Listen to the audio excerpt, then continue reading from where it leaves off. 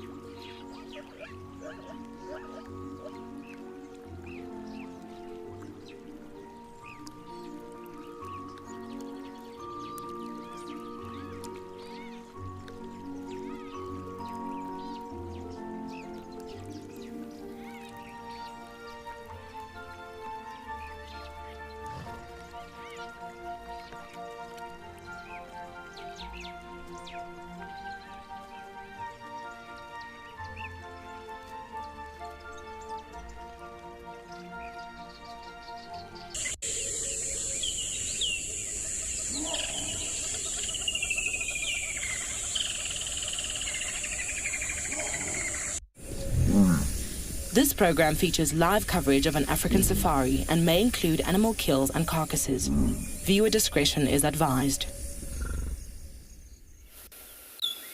Good morning, everyone. We're out here on quarantine having a bit of a listen at all the birds and seeing the wonderful antelope out here. I'm very excited to be out. It's the last drive for me today. That means it's very exciting. So jump on board, everyone, for your live safari through the African bush.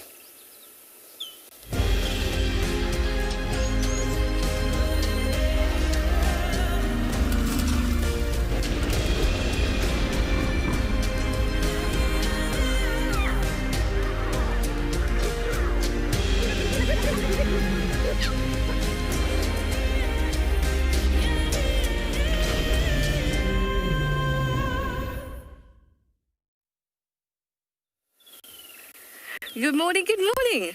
I hope that you're all very excited. I certainly am. I really am. It's already nice and humid and hot, shall we say. It's me, TRISHALA, and I have Johan on camera with me this morning in the Sabi Sands in Djuma Game Reserve. It's about 24 degrees Celsius, 75 degrees Fahrenheit already. So it's lovely and warm. We have lots of plans for this morning. Apart from all the small things that we'd love to stop for, really want to spend some time at the den. And if we are going to do that, we're going to get a move on because it's getting warm so quickly. It's not nice and cool in the morning. Sometimes the den may not be as active. So we want to get there as soon as possible. after we have a good look at these wonderful impala. Now, like I said, your live safari, so do use that hashtag WildEarth@FC on the YouTube chat stream, or you can go over to our website, sign up, and use our question and comment box, and we'd love to hear from you. You listen to the wonderful sounds. Now, the sky is blue. There's not too many troublesome clouds, at least not ahead of us. Behind us, a little bit thicker. But we may expect some rain later this afternoon. Ooh, sweaty already.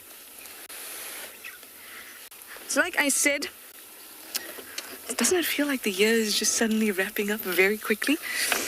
I think I'm just going to move and talk so we can get down to the hyena den. Feels like the year is wrapping up so quickly, and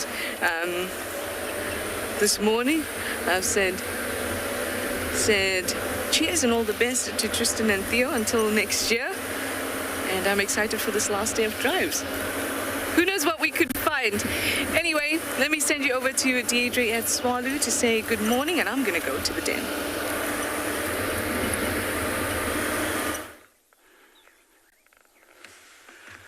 Good morning and welcome to Tswalu. We're sitting at a nice sort of 22 degrees, 71 Fahrenheit, and we have this beautiful kudu bull. He's actually stood the longest amount of time I've ever seen one stand still. I'm Deirdre, and on camera with me is Davy, and our plan for this morning is to continue heading over the next few dunes down that road and follow up on a den, but we'll give you some clues as to where we're going shortly. It's just so nice to actually have a kudu bull. There's two of them there. One unicorn, a unique horn, he only has one. By the fact that the base of the second horn there is quite well established, it would have most likely broken off because of a fight with another bull. That definitely does put him at a disadvantage when it comes to fighting rival males for the possibility to breed. So his breeding career might be over, but nonetheless, he is spectacular. It's a really, really nice silhouette for the morning start.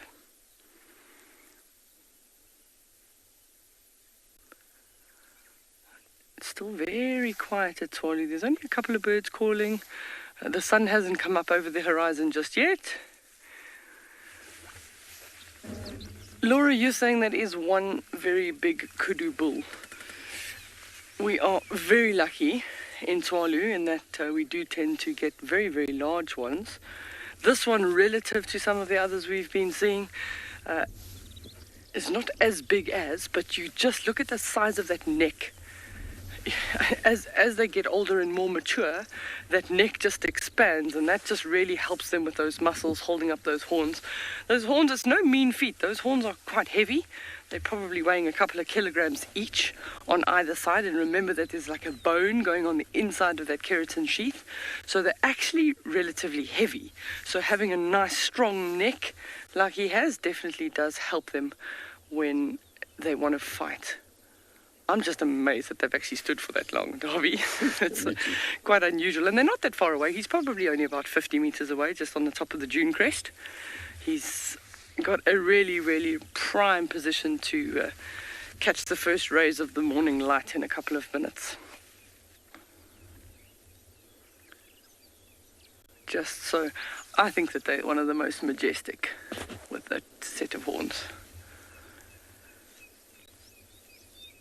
We talk about them fighting, and what's quite unique with the spiral of the kudu's horn is that if you look at the tip of the horn and you come straight down, it goes almost straight to the eye, so they can see exactly where they're fighting or where the end of their horn is. We're going to send you across to Dev at Pinder for his morning, and we're going to carry on following up on that den.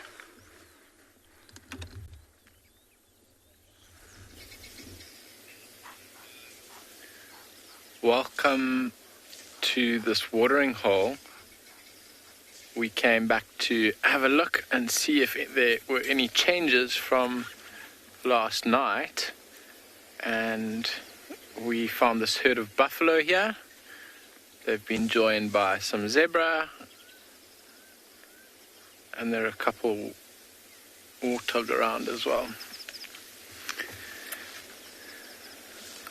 My name's Devon, and behind the camera this morning we've got Glenn, and we've come to have a look and see if we can find those cheetah that we saw here yesterday afternoon. They were just on the left-hand side over here, and I was just saying to Glenn now, they had to very patiently wait for a drink of water, and then decided to push in on a couple of buffalo who were still waiting around, and I'm quite glad they did, because these buffalo are still here, and no real gap for them to drink overnight. Otherwise, it was probably quite busy here all of last night. We saw that one black rhino come in. I'm sure there were many other visitors yesterday evening. Some beautiful bird calls that we can hear from here this morning.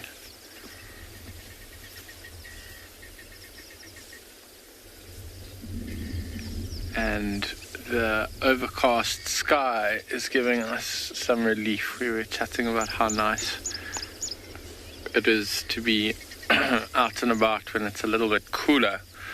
Yesterday was an absolute cooker here. These buffalo are still... There's a small little one having a look now. Buffalo need to drink a lot of water when it gets warm, so not surprising actually that we came back and found these buffalo still here. And we also chatted about how worn the grass was in this area.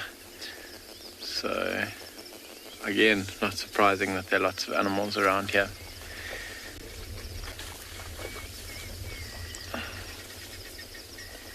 Few scuffles happening with the buffalo. They, I think, have been here for quite a while, because some of the youngsters are having a drink now. A few of the bigger animals have moved off, and I think the zebra are actually waiting for their turn as well. Paulzilla,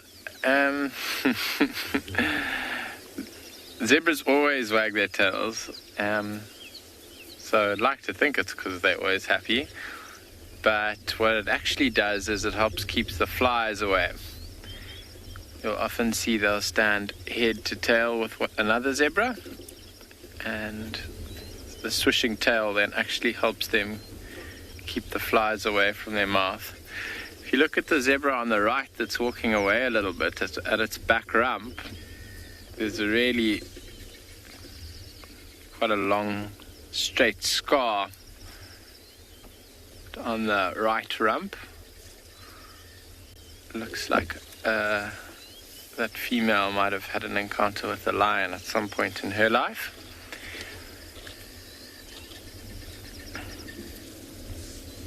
Those cheetah that we were looking for are not big enough to take down a zebra.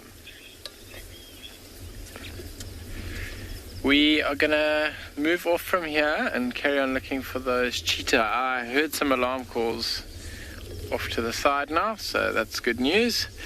We're going to go across to Trish, who's got a creepy crawly.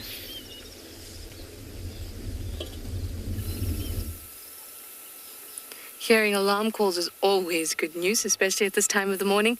Just want to go after and chase. But here, we have a different kind of predator. It's a green pea spider, and I love watching spiders do this, because if you've watched before, you know that what she's trying to do is get off the vehicle. So obviously there's lots and lots of webs around that spiders would have built overnight in the late evening, and as we drive, we inadvertently go through a lot of them. Sometimes it covers my whole face. So this one was a stowaway from one of the webs we went through, and then I put it on the dash so she can balloon or parachute. What that means is that she's standing here with head to the ground and abdomen up, given up a little bit, So she let a little bit of silk off through the abdomen, hoping that the breeze would catch it. But it hasn't done that. Now she's gathering it all up, and she'll consume it. Hopefully she will be able to see her consume it. And then maybe she'll try again. Can you see that fine thread? Oh, that's amazing. We went from seeing no silk at all, and when she started to gather it, you could see the silk very clearly.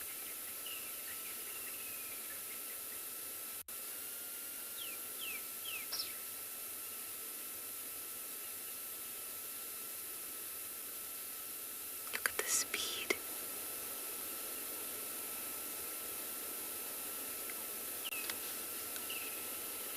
Wow, like a machine. Like a machine. Isn't life just the greatest machine? Everything works with such coordination.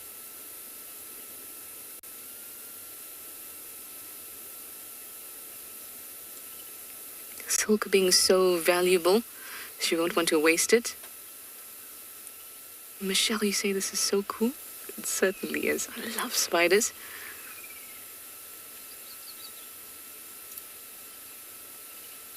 The opportunity to watch them carefully is not one we get often because they're quick. And they're not interested in us. Apart from jumping spiders will sometimes, or a lot of the time, if you put your finger in front of them, will jump on top of it.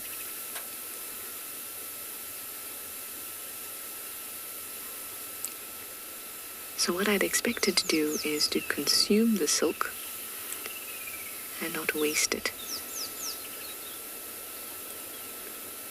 That silk ball that she's just pulled in from her used silk, you can actually see the strand. Can you see the strand? Oh, there, she's used the strand to get from one part of the dash to the other. Now, where are you coming? Towards me? Oh, you... okay. She's used it to get onto my cap. Can't see it? Alright, hey, Spidey. Can't get onto my cap, can't go anywhere. Hey. Sorry if you're hearing my hands. Oh well, now I have a new headpiece. Here I can actually see and pull the silk of hers. Well, she's actually very clever, whether she knew she is or not. Because as we start to drive, that breeze that she's hoping for, by popping her abdomen up into the air and putting a little bit of silk out, she's more likely to get it on my cap, isn't she? As we move. It's good for her, clever spider. I've had green pea spiders in my hair plenty of times. Plenty. So I'm used to it. It's my new hairstyle. Anyway, off to the den I go.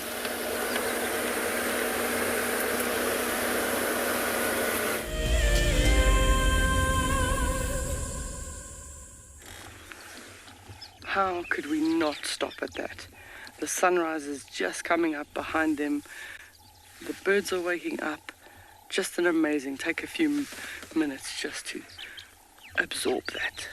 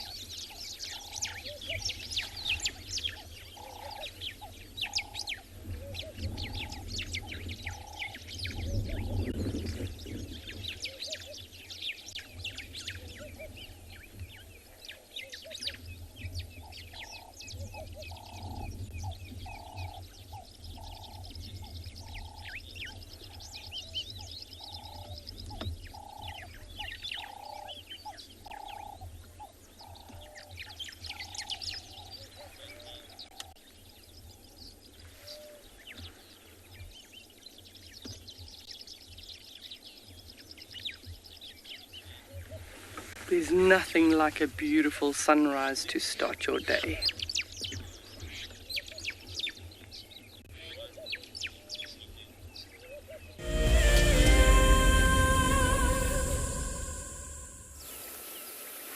We're here at the den, guys. Lots of things happening. I will tell you there is a kill, so if you're sensitive, you might want to look away. The cubs have it at the moment. It's an impala lamb.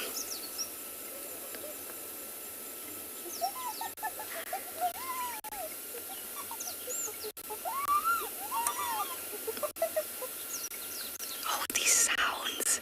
Phenomenal. We have Ribbon and Heart here.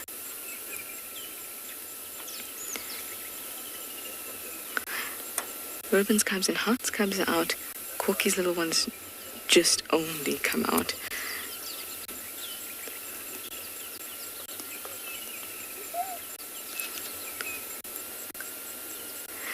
They would have hunted this lamb.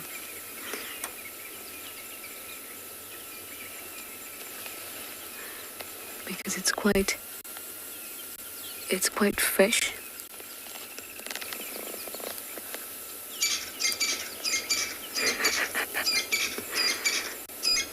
Crested Franklin star strikes again.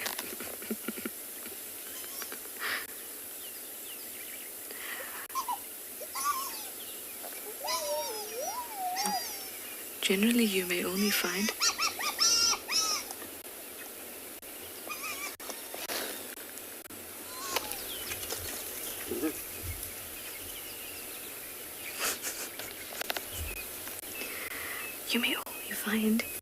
generally that the matriarch will bring food back to the den for her cubs at the exclusion of others. That's Heart's cubs got it. Starts one.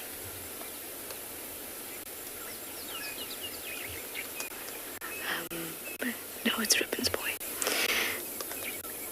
So what is interesting here and what's interesting to watch in terms of their dynamics is whether Heart and her cubs will get any of that meal, and Corky's cub, or will it just be Ribbon's too that will feed on it, given her matriarchal status.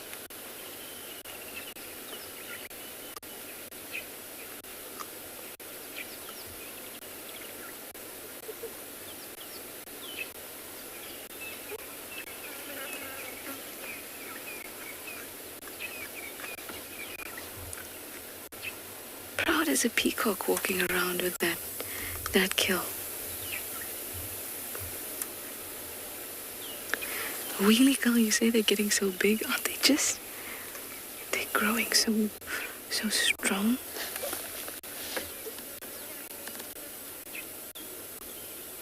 You can see Hearts too are getting very fluffy. Look, Hearts ones, they want to get in on it, and Ribbon's boys are not letting him.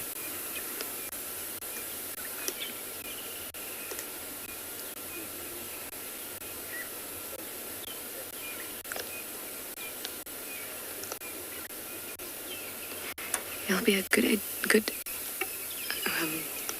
kind of explanation or understanding rather of how strong their teeth are at the moment, because I know the adults can crush through the skull very easily of a grown impala, not a lamb. A lamb that's just peanuts for the adults. Let's see if the cubs manage to get through the skull. It'll be a great indication of their strength.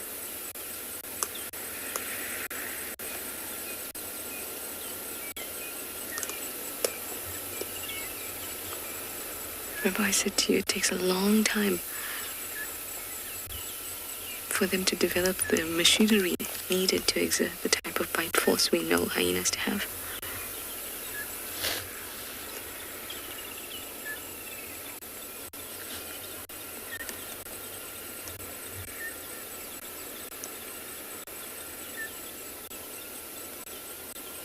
So let's see what they can do with this carcass.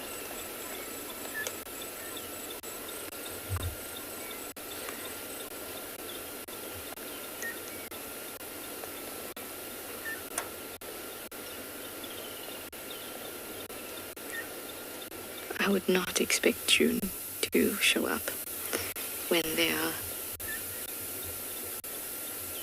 two very dominant individuals here. Ribbon. Oh no. That's a steenbok. That's not an impala lamb.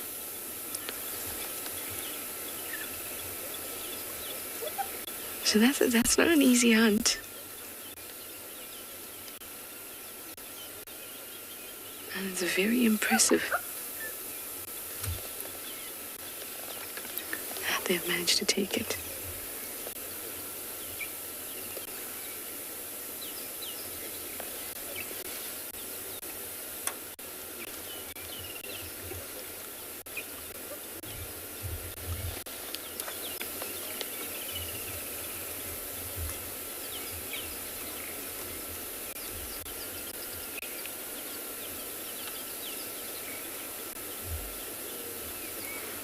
Cheryl, you'd like to know whose cub is older, Hearts or Corkies? From their appearance, Hearts' cub seem to be about a month older than Corky's cub, but we saw Corky's cub first. It appears that it was sometime in July that we saw Corky's cub for the first time. Like the 7th of July or something like that, the first week. And we saw Hearts' cub at the end of July. But that does not mean that Corky's cub is older than Heart's cubs. Clearly, she's younger than them.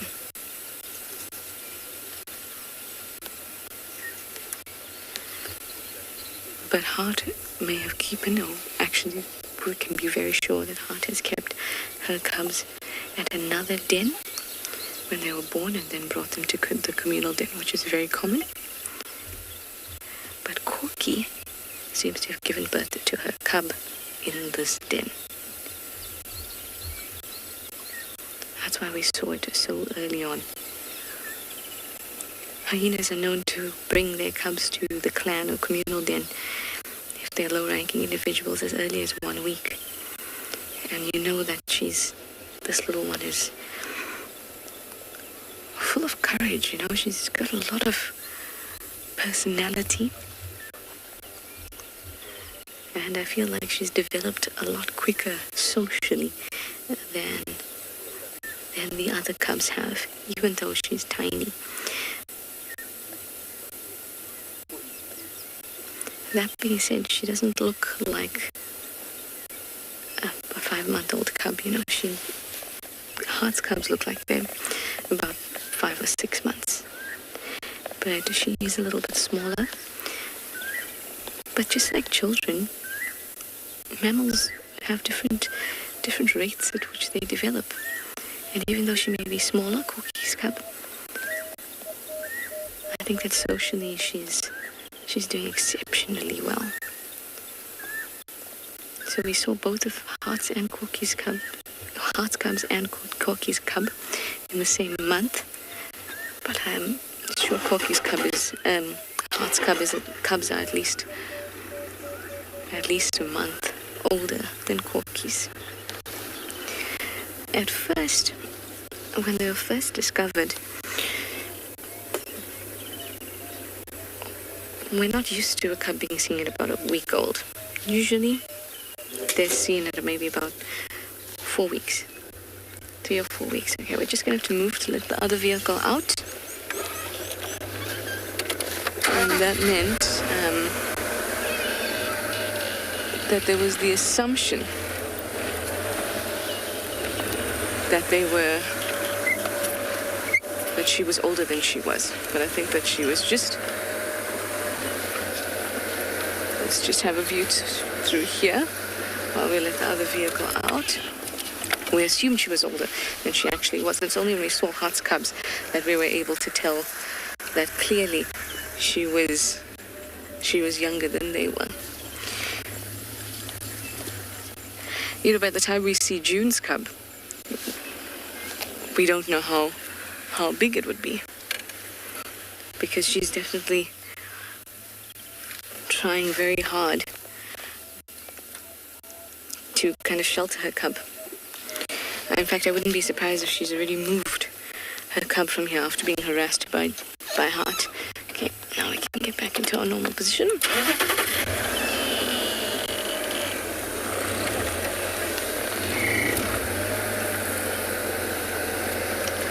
She wasn't harassed by Heart's cub, she was harassed by Heart. Did I say Heart's cub?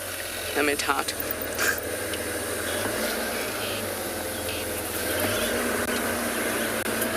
Seth, you'd like to know how many hyenas live in this clan? Whew. We've done this count before. It was something like 22. 22 or so with the immigrant males.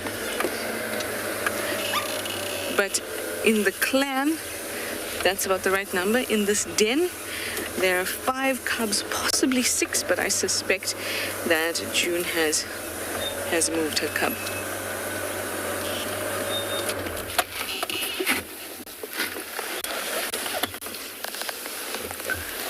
But these are just suspicions.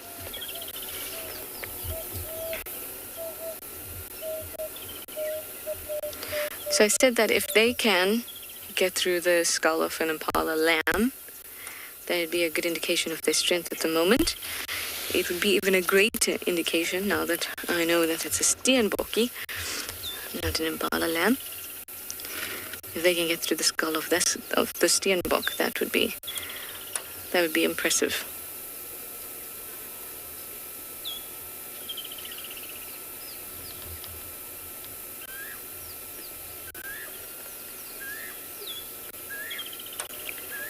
The Valence cuckoo shouting at us in the background.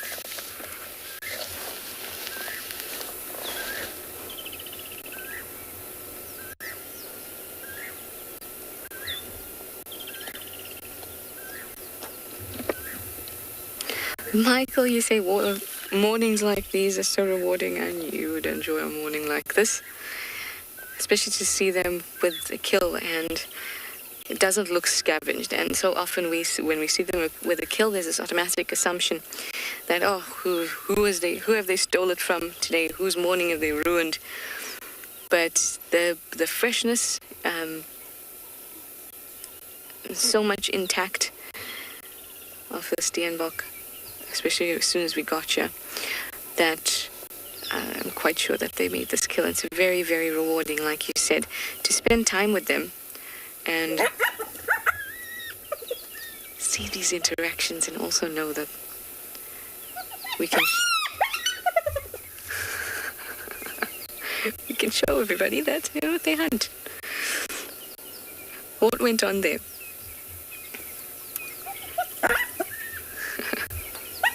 Look at that.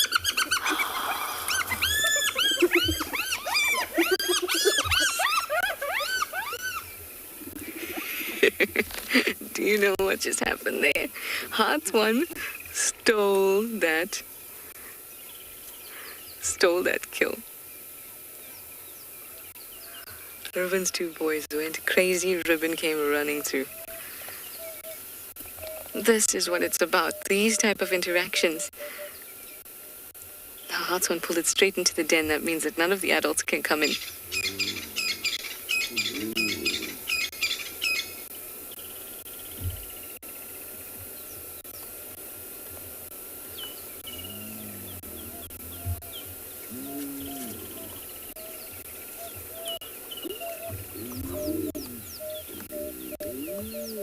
Too interesting. Gorgeous sounds going on here at the den, and so much action. Well, for now, I'm going to send you over to DEIRDRE because she's got some action of her own.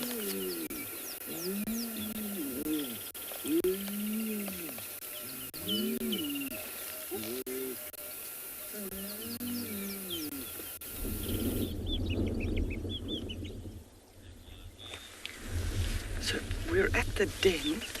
You're at Swalu, and that is a bat-eared fox. We haven't seen any of the pups yet, but we've been given very good information that they're actually really small. So I'm just keeping very quiet, and Darby and I are moving very limited. Oh, I was going to say it's very windy, so she might be a little bit hesitant. Look at those big ears.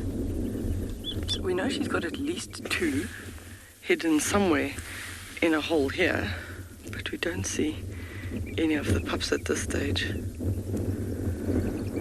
I don't think the wind's in our favor there.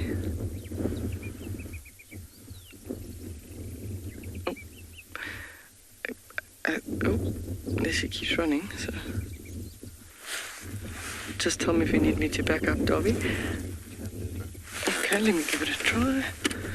So the sun has literally just come up over the dune, so she was lying in the sun. There she goes. No, she's just gone behind the bushes. So that is a typical posture for bat-eared foxes. When they're lying down, they lie with their ears flat. They'll lie with the ears nice and flat, so they're not exposing them to any potential temperature or heat loss, but also it breaks up the silhouette, so it actually makes them look like a stone. Very, very often you'll drive past them and you don't even see them until they actually dash off like that one did, and that's when you see them. If they don't move, you'll drive past them. So it is a little bit windy. That might be why she's left the pups in the den. But in the early morning, they are nocturnal animals, but in the early morning at a den site, they might come out to enjoy the sun a little bit, maybe even she suckles them above the ground. But she's gone, so the chances of the pups coming out now are probably quite slim. So we'll have to give it a bash tomorrow morning. There's a very limited window in the mornings to actually get to the dens, because they don't stay outside for too long in the summer mornings, because it's going to start getting very hot very quickly. So we'll just keep coming. We'll just see if we can get you another den update. But I don't see anything at this stage. It's actually quite windy in this particular dune street. You can see how the eland beans are waving quite vigorously. And that does affect animals, especially their sense of smell, as well as what they're hearing around them. Bat-eared foxes with those very large ears will be very, very sensitive to that.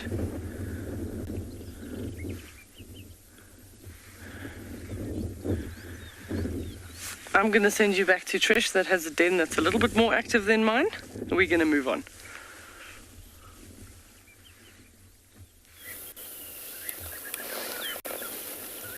Carcass was dragged into the den, and now all the action is happening inside. You can still hear a few squeals and things like that. Can you hear that?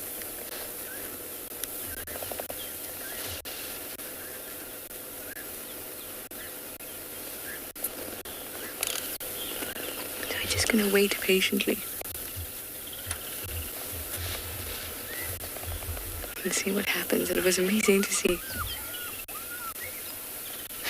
Can you hear that?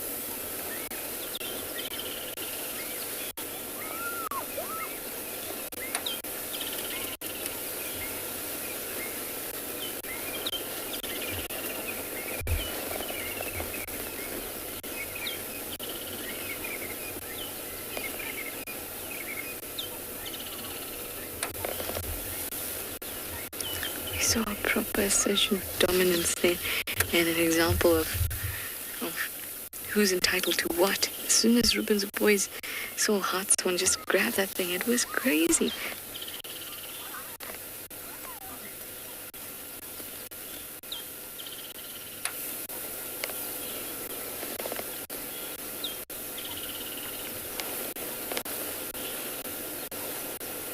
Funky dung, you'd like to know if they eat all the bones? They will eat all the bones. There'll be nothing left. The cubs won't be able to eat all of them yet. That's just because they won't be able to crush as well as the adults. But hyenas will eat all the bones. The only thing they won't be able to digest is a hair. It doesn't mean they won't consume it. They will definitely consume it. It's just that often it comes out just the way it went in. Keratins. Almost undigestible.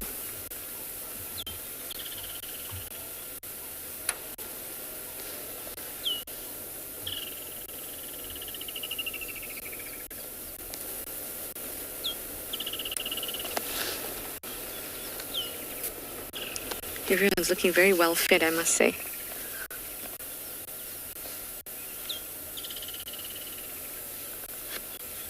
Ribbon had some blood on her face. Heart's belly is very round.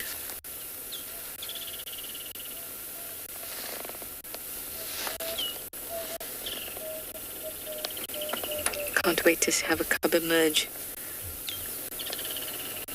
See what's left over. Things seems to have quietened down though in there.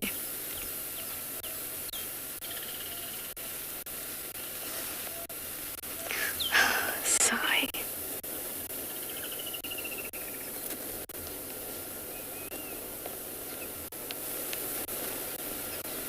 So we're hearing some light squeals, but the party's definitely moved in there for now.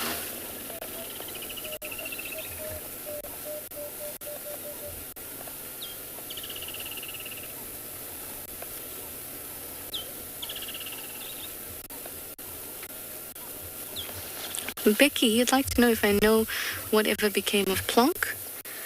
Plonk is Corky's cub from 2018. Plonk was my favorite little cub. I loved him very much. He was very, very spunky, just like Corky's little one this time. He had 2 white spots on his back, on either side of his spine. What has become of him? He's very likely died.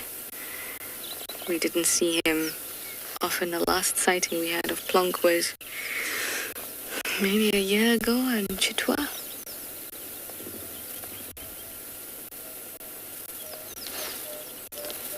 So he's very likely died. He was not old enough to have dispersed at that time.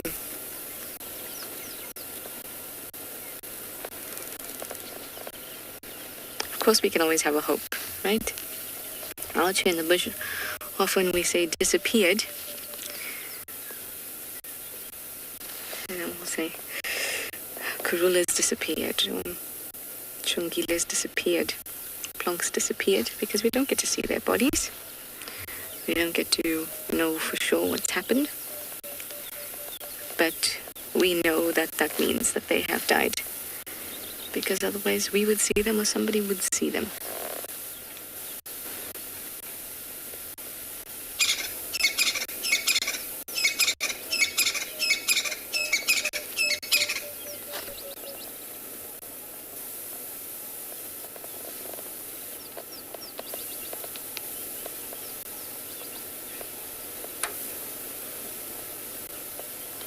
Tato, that's an excellent question. You'd like to know if hyenas are more closely related to cats than dogs?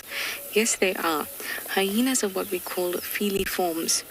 Feliforms include hyenas, civets, mongoose, but their families are different.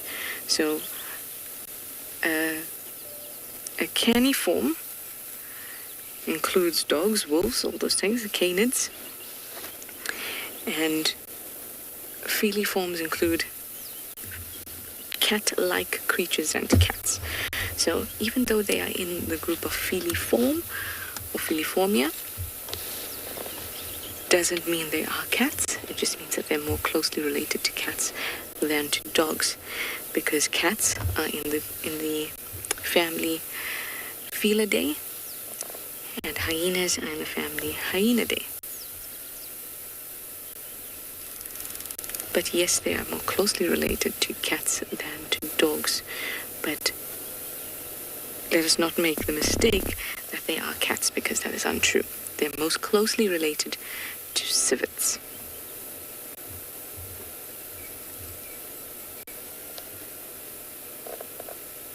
At least from a lineage point of view. Despite their appearance. Hello, girl. Giving me a nice stare.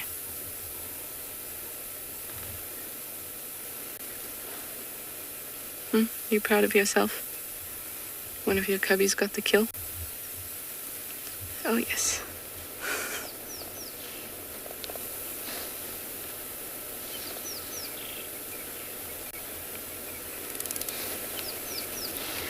I'm going to wait and see if our 5 little friends come out again. I'm going to send you over to Dev, who's got a bird of prey.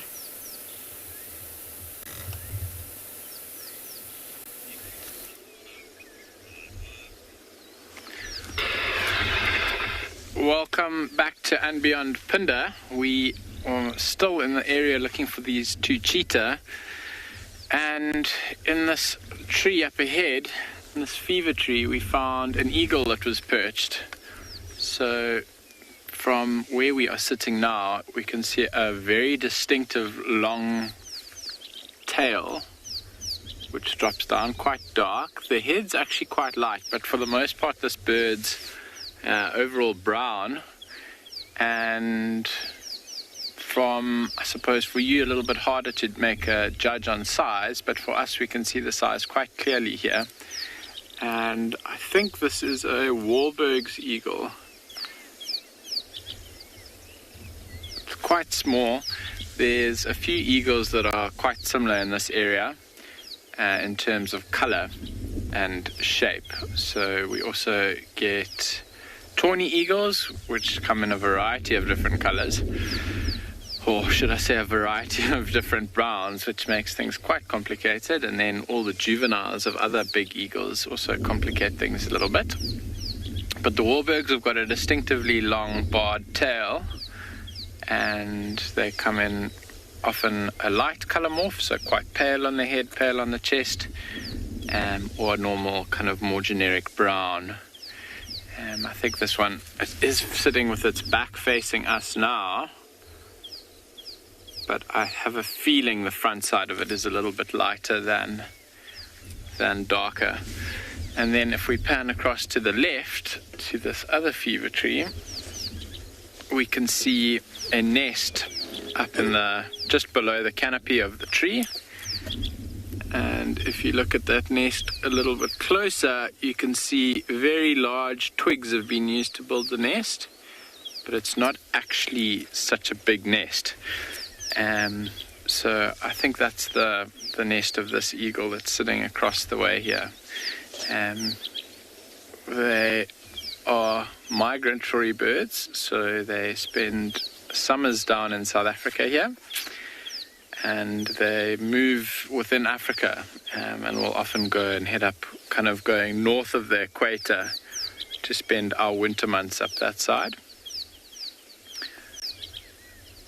And in terms of food, because they're smaller, they won't take on massive prey, but they will prey on things like reptiles, birds, and probably some small mammals. So maybe everything smaller than a scrub hare would work for these Wahlberg's eagles.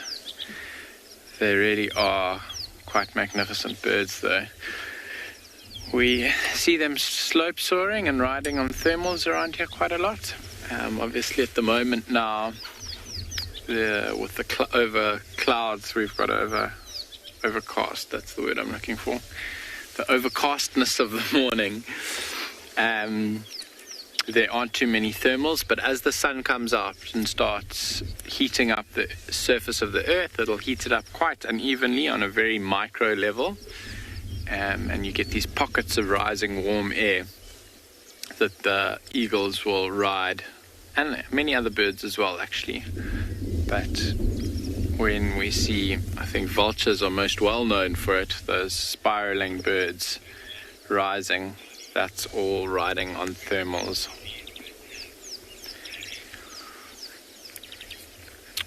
Donnie, these birds don't have too many predators. They are a lot bigger than the accipiters, so your falcons and other sparrowhawks.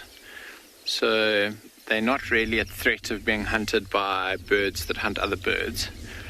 And a funny thing in the bird world is the slightly smaller birds seem to harass the more bigger birds. So, for example, you'll see Wahlberg's eagles chasing maybe a martial eagle or something out of their territory. I saw that happening a couple of weeks ago, not too far from here. There was a martial eagle flying by, which is a massive bird, biggest eagle in southern Africa. And the two Wahlbergs pair in that area were busy bombing it and chasing it out. So the bigger eagles aren't going to give these birds any hassles either. What they might struggle with is snakes stealing eggs. So if they've got eggs on their nest and they're incubating, they might have snakes coming up And the Endangered Wildlife Trust shared a video not too long ago of a martial eagle nest as well, actually, in the Kruger National Park, that had a honey badger, wait for it, climb the tree. Now, martial eagles nest in generally the largest tree of an area and right at the top. So they don't nest under the canopy like this Wahlberg's nests. They nest in the branches on the top, in the leaf. And this honey badger, they had a camera trap on the nest, so this is how they know it happened. They got the footage afterwards. Climbed all the way up the tree onto the nest where a female was sitting and incubating eggs, and killed the female, ate her and ate the eggs, and then climbed down. So a really unlikely predator actually for large eagles in a honey badger, but a predator nonetheless. I think that's probably a more rare occurrence. We can see this Wahlberg's eagle is fluffing itself up now. You can see he's starting to preen. They'll start straightening out their feathers. So it would have spent probably the night roosting in this tree over here. And now, just before they get going for the day, they make sure, do a little pre-flight check, just like a pilot. So they'll straighten out all their feathers, they'll make sure they're all well oiled and well working properly. Don't want to have anything malfunctioning when you fly off. So it'll spend the next little while getting ready, and then it'll take to the skies. Maybe about 30 minutes or so, I'd say the sun's going to start warming up quite significantly.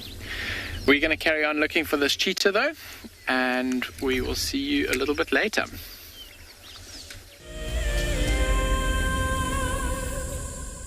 There's a grounding earthiness to this place that we feel in our ancestors. It's a place where, believe it or not, we evolved as a human species, and anyone who's come to Africa will understand that. The connectivity that the continent has to the person and to people's souls is next level. I'm thoroughly looking forward to taking you on your next adventure when we explore all the small and big things. Catch up with the guides daily here on Wild Earth. An ever-increasing part of the global population is losing its connection with nature. Wild Earth is here to reduce people's stress and anxiety, allowing you to escape into nature even just for a few hours a day. However, Wild Earth is expensive to run, and we need help from you to keep this ship going. Wild Earth Explorers gives you the opportunity to be part of a program that supports the sharing of nature with the world.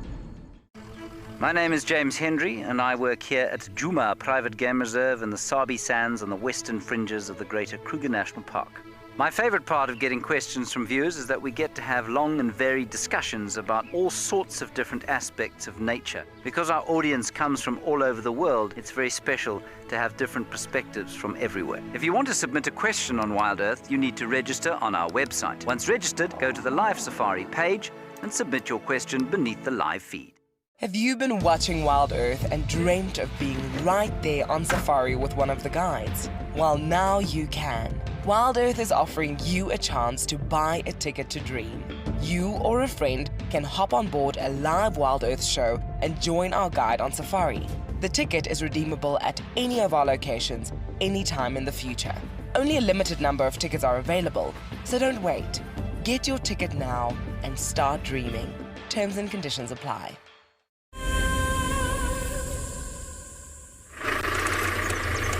So we're heading out west over the dunes, and there's sort of 8 or 9 dune crests. We're going to try and get out to one of the Calcrete pans. So as we go up and over the dune crest, then we need to go through the dune street. Every dune street we just sort of take a glance left and right and see. There's a nice little 3-thorn thicket out there.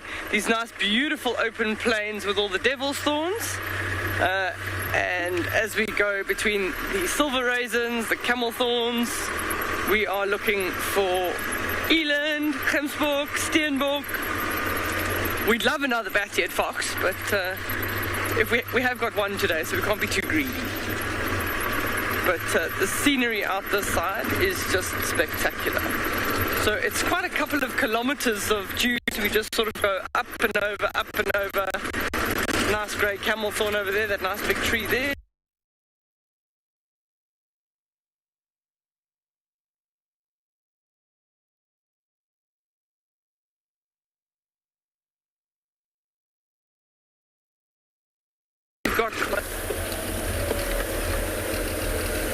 Sorry about that, guys. I'm sure we'll get DEIRDRE and Swallow back in no time. It's awesome that she's taking you on a drive through those dunes. They really are magnificent. Such a beautiful landscape. And so different to ours. That's why having all these different locations is such an experience. Such a well-rounded experience of the different types of ecosystems we get here in South Africa. As much as I love Swallow, because it is beautiful, or the Kalahari, Bushveld is still my favorite, not abbreviated words here.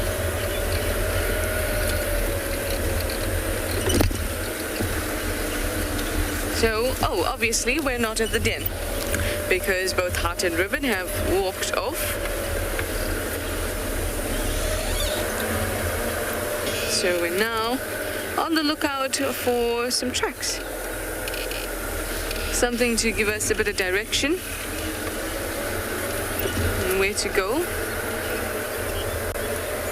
And I'm not just looking for tracks of cats. I'm looking for some elephant tracks. We might even take a nice drive all the way up to Buffelshoek Dam. Have a good look there.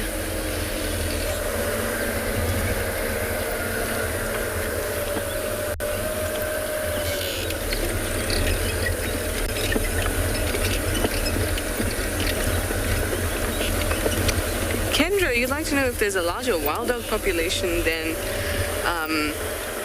hyenas in Djuma? The short answer is no, but also that there's a little bit of elaboration that needs to happen there, is that there aren't any wild dogs that live on Djuma. Wild dogs have home ranges that are... Ooh, another spider web. Johan is caught, everyone! They have a large home range, not a territory, wild dogs. And within southern Africa, there's only about 500 to 700 wild dogs. And in Africa, maybe only a couple thousand, 5,000, a rough estimate. And that's across Africa. Hyenas population, the hyena population is not of concern, according to the ICUN or even CITES. Is not of a concern. It's a large population. So on Djuma, we have the Djuma clan. Our next closest clan of hyenas is the Elephant Plains clan in the west. So there are a lot of hyenas that live on Djuma, i.e. consider Djuma or this whole Gari area to be their territory. Wild dogs don't do that. The packs that we see here are Open Pack, Sands Pack, Pungwe Pack. They're not from Djuma. They're moving through Djuma, and Djuma is part of their home range. So in terms of population, there are far more hyenas than there are wild dogs, which is why wild dogs are such a priority in conservation. But also the question needs to be adjusted just a little bit, because none of the wild dogs call Djuma home. Even when they've been denning, at least for as long as I've been here, they haven't been denning on Djuma. But I know exactly why you're asking that question. And that's because we see a lot of wild dogs. And that is nothing except really good luck. Sometimes when we see these dogs with the frequency of the sightings that we do, I sometimes have to tell myself, how on earth am I meant to convince people that this is a declining population, this is a species that is really in a lot of danger, and there's so few numbers of them in South Africa? How am I meant to convince people that that's true when we see them so often?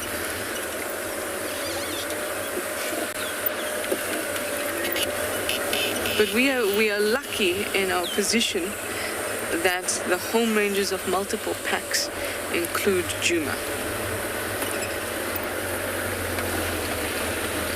We've been very, very lucky. Uncannily. I remember doing an interview for one of the news channels right here at Twin Dams, and chatting, talking about all these things, talking about what we do and during COVID times and how it's special for people. And then all of a sudden, sorry, I just hit my mic. All of a sudden, this pack of wild dogs just runs into my interview, and I think, come on, guys. Got to make you appear a little rarer than it seems that we see them on Wild Earth. This is Twin Dams just off there.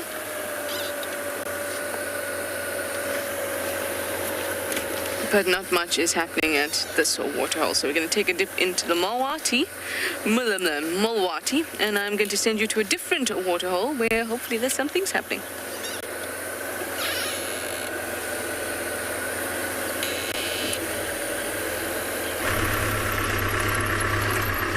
So we've just had a quick visual. We're at one of our waterholes, and we've just had a visual of 3 jackal running away.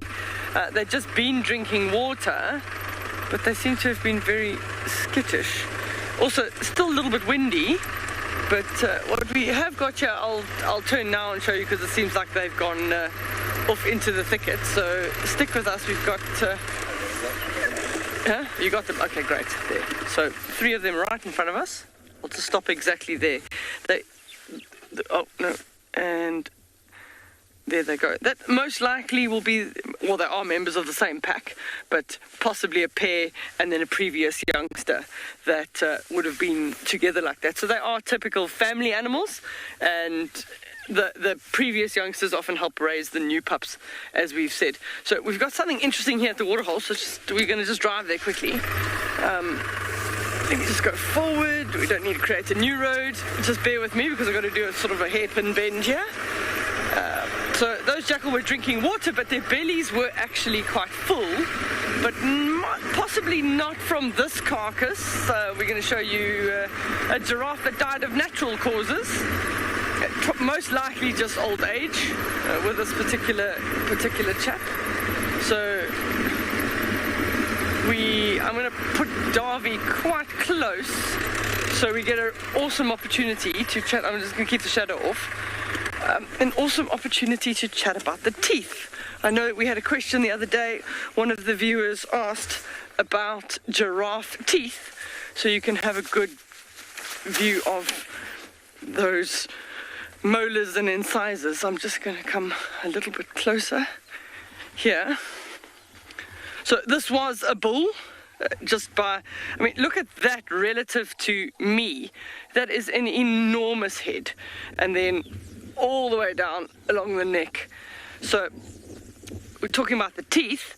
So these are the molars, and you can see all the little ridges on the molars. So they don't get, other than a set of milk teeth when they're young, then they get their adult teeth, and that's what they have for their entire life. And they will then, you can see that these teeth and those teeth almost match up, but with all those sharp little ridges and indentations there, that makes it effectively 2 good grinding plates. They don't have any canines, but you see here what they call the incisors. So nothing on the top jaw, everything on the bottom, so they will use their lips to crop off the leaves with their teeth, as well as using their tongue. So actually, 2, 3 here. The book the other day said three incisors, but there's actually 4 here. And then you can't really see, but inside their cheeks, all of those strong muscles that will help grind the food down. And then over time, we were talking yesterday about dung beetles that actually feed on beetles. They almost look like dung beetles. I'm going to come here, and I'm just going to show you along the neck here, then Darby can pan on them. But these are skin beetles, so they actually decompose the skin. They'll eat the hair.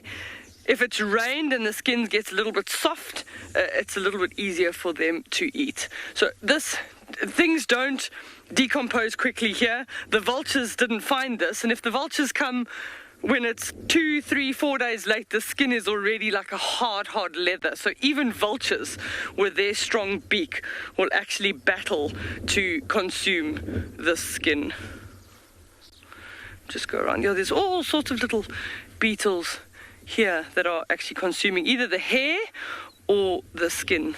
So it's difficult to say the condition of the animal because it's lost all of its moisture, but if you looked at the hip bone area and stuff, you would say that it was quite likely an old bull. Even on that sort of bony deposit on the skull is quite old. I'm just seeing what else.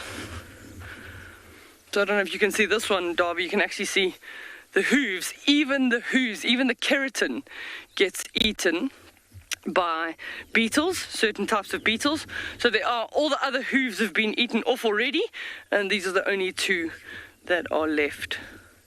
So there's always something for somebody. Don't forget to send us your questions on #WildEarth and write at FC in the front, and we can see if we can answer any of those. Sure. I mean, just if I pace out his legs, it's 1, 2, 3, 4, 5. So Sonia's asking how long this carcass has been here. I've just paced him out at just over 5 meters in height. This carcass has been here for probably about 6 weeks. So all the internal, we're not on if I move the vehicle, we can look inside the cavity, but the hyenas have managed to get in there and they've eaten all the organs and all of that, but haven't managed to get to any of the sort of what would have been muscle on the shoulders. So they might have found it quite late when it was already starting to get quite hard. But it's just sensational to see the number of insects and the activity. All of them, there's little pupas, there's eggs, there's everything going here. So Kim is asking how old I think he was, and you often use the teeth to tell you how old an animal is. Giraffe living to about 23 years or so, based on his size. He's well over 10. Probably he still had a lot more wear left on his teeth, which we thought he died of old age, but maybe you never know. There's some kind of condition that he didn't make it. He still had a little bit of wear on his teeth left, so I would probably say he was just under his 20s, probably about 18, somewhere around there. But I can't guess it exactly. He doesn't have a birth date stamp somewhere on here, but he still had some wear left on his teeth. Yeah, we were talking about maybe dying in a fight from another bull, so we don't know. We just came across the carcass. That could have also happened, and that would make sense, 2 dominant bulls fighting. Paul's asking, do herbivores have canines? Most of them don't, because there'll be no use for them. They have predominantly the incisors in the front and the molars at the back, premolars and then molars. The one that I know of that does have a canine is an adult male zebra.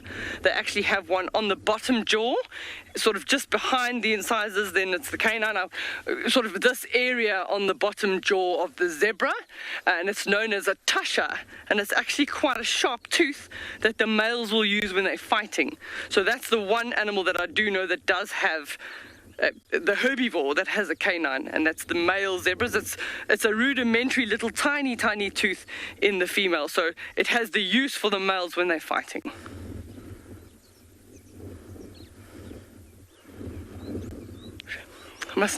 There's, definitely a little bit of a smell. At least it doesn't smell as bad as they normally do a day or two after they've died. So I'm going to send you over to Trish. That's got something interesting to show you. Rest in peace. That is so interesting. That is just up my alley to have a look at a carcass like that, because you learn so much firsthand. Here we're at the Wahlberg's eagle's nest. Mum's in the nest, Dad's outside, and we're hoping that we'll get a glimpse of the little chick. At first when we drove past, I thought that was the chick inside, but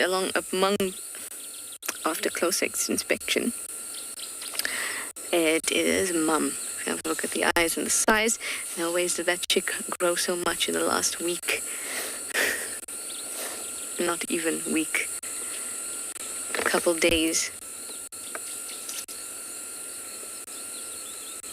You'll see when she lifts her head fully up. So obviously the chick is in there.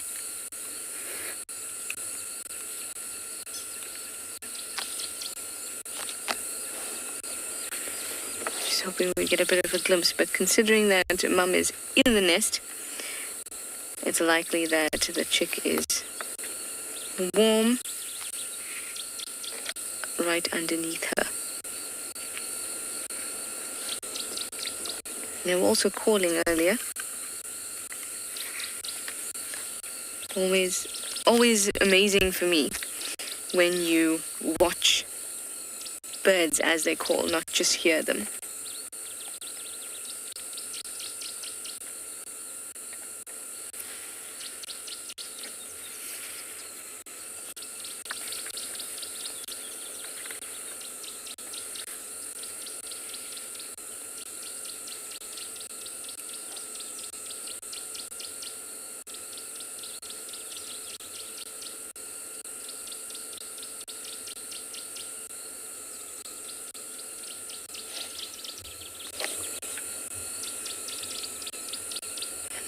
Happening, waiting for the chick again.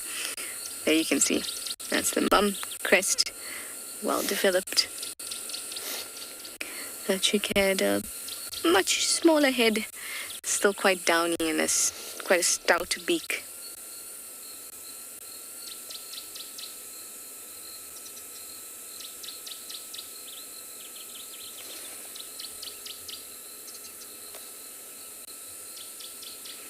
Priscilla, you'd like to know how do Wahlberg eagles communicate?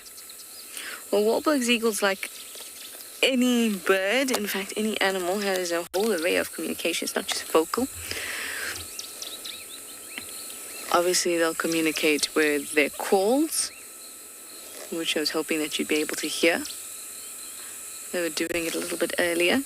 They'll communicate with their calls. They'll communicate with scent.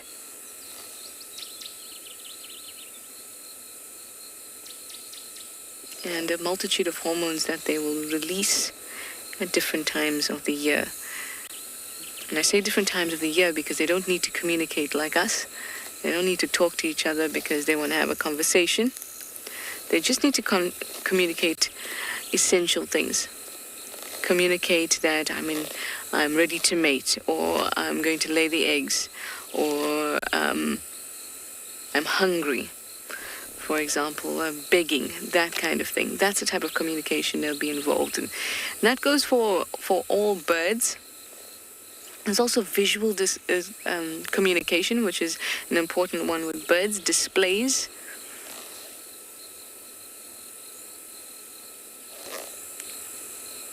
Doing special birdie dances. Wahlberg's eagle doesn't really do that though.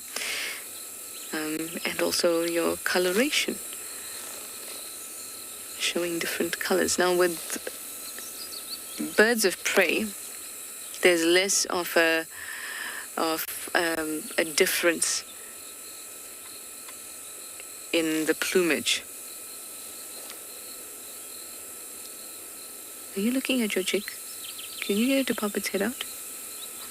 There's not as much of a difference in the color of the plumage. They pretty much look the same. Generally, females are larger.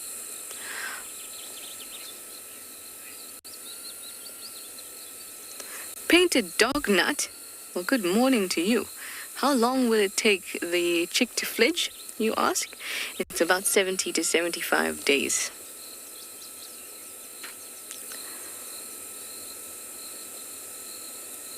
What I really enjoy about spending time at a bird's nest is that you start to learn things just so quickly because you're constantly now reading about them.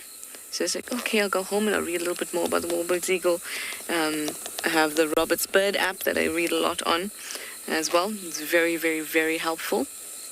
And we all have it. And before you know it,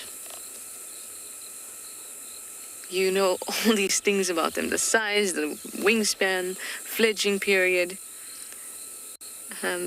without having to look it up. That's why I love spending time at a nest. You learn so much about the animal initially because you're reading, and then all of a sudden it becomes knowledge that is well ingrained in you.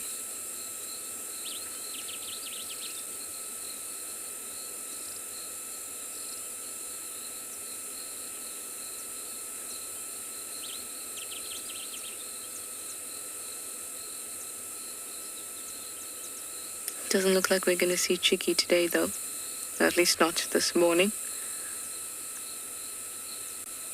It's well and truly being brooded, sat on. At least partially. I wonder if it's having a good snooze.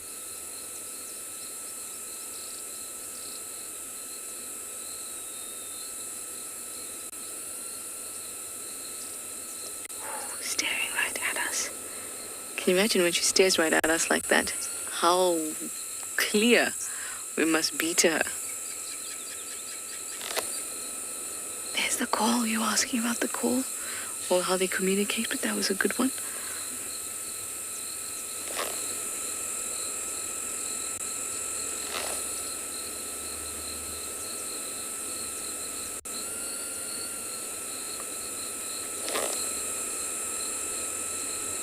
She keeps looking down, so I was hoping that maybe the chick will be moving, popping its head out.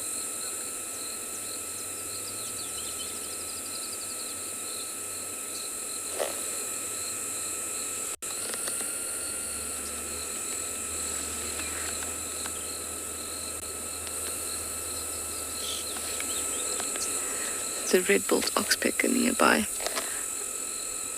I wonder if it has a nest somewhere here. Just got my binders out having a look.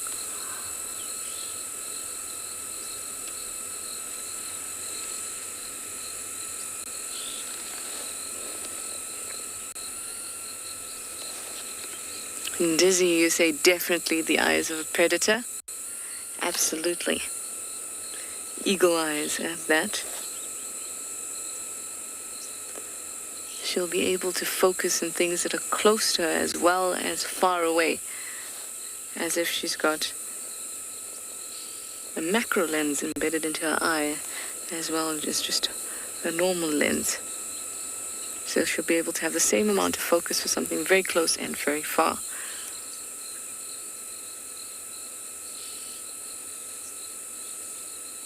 As well as other adaptations to the eye.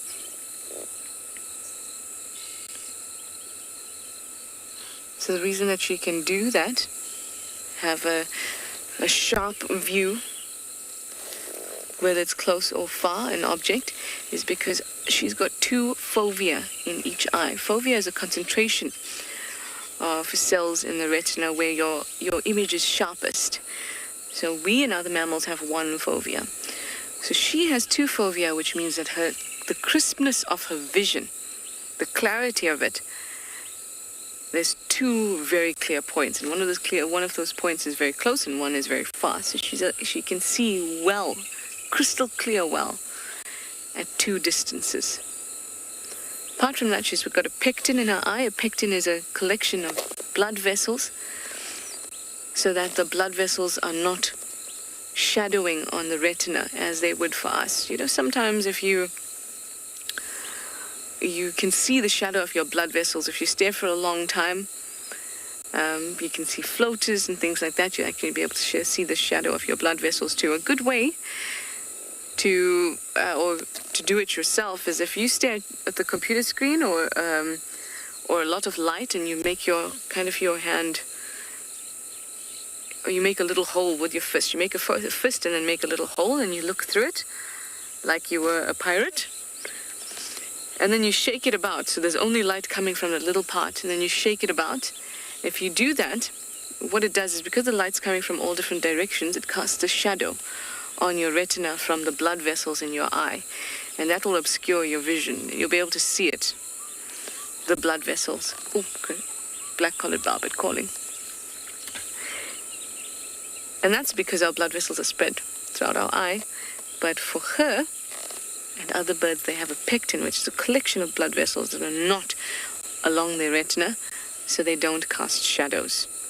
And that would be important because if you're a bird of prey or any bird, when you're flying through trees, canopies, areas where there's light and dark because of the shadows all the time. And that light coming from different directions and at different timings causes a disruption to clear vision, because you'll be able to see all the blood vessels. So these birds and all birds have excellent vision because of those adaptations. A pectin in the middle of the eye and 2 fovea.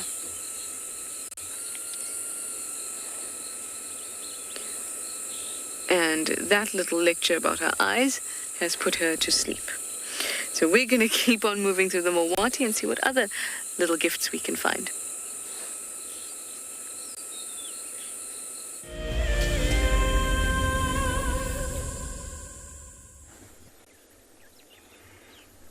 Just look at those amazing, vast expanses of the beautiful red Kalahari dunes. We're just going to sit for a minute and just take it in.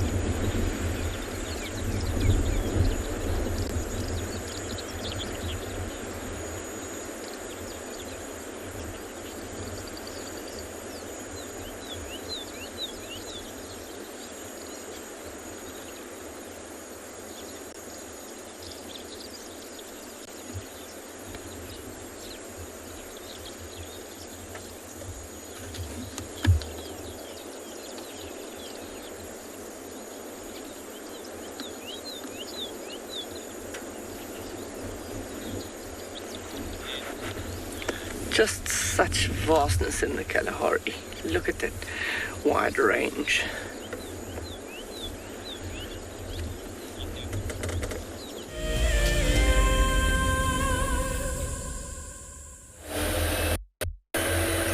So now we take a river cruise, just enjoying the lovely sights, sounds. You can hear a didgeridoo cuckoo, I can hear a barbet, chinspot bats.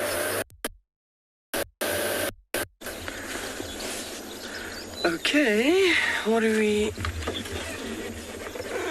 Look at the beautiful sand dunes. So we're still heading out west. We've been over about at least 6-7 dunes. We're almost getting to the concrete pan, but we've got to take that little 2-track up and over that dune there, and you can actually see the beautiful red sand across the top and these amazing terminalias. So I'm going to have a look here. Are we able to go this way, Darby? Yeah. So the terminalias have been in flower at the moment, and I was moaning about the fact that they smell like stinky socks. So I'm going to just see if this particular one has some flowers on it. No. But I did see, what did I see earlier? Oh, there's a nice little, looks like a purple verbena down there. But I'll bring you a, oops, I'm sliding down the sand dune here. It's like you need to put in 4x4.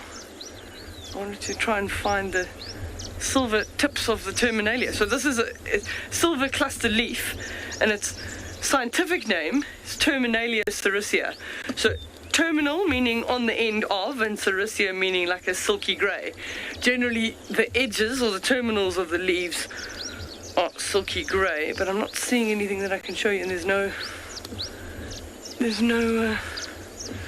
silvery things. I want to just show you. So we're talking about the difference here in the Kalahari is that the silver cluster leaves are on the top of the dunes, whereas everywhere in the low veld they'll tell you that the silver cluster leaves are in the sea plines. So you're thinking, and they're saying it's based on water. But think about a dune being like a sponge, and you put that sponge in a bowl of water and it will just suck up all the water. It's exactly the same concept of a dune in the Kalahari. So the silver cluster leaves have put themselves in the best place to suck up the moisture. I'm trying to be, let's see, like, so also able to use the silver cluster leaf. I'm working it a little bit, but it's a bit tough.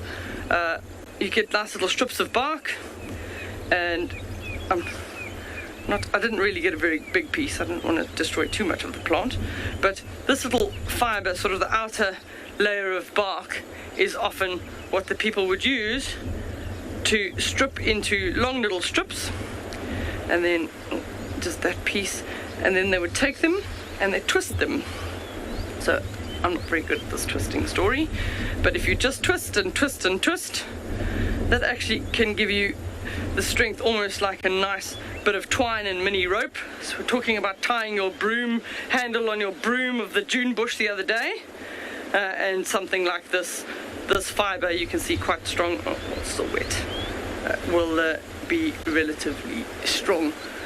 Still trying to find some leaves. We'll see what's happening on the dunes here. I think, Davy, if you follow me, you might be able to, because it's at a nice angle for the camera, actually see the scorpion tracks quite clearly coming down the dune here.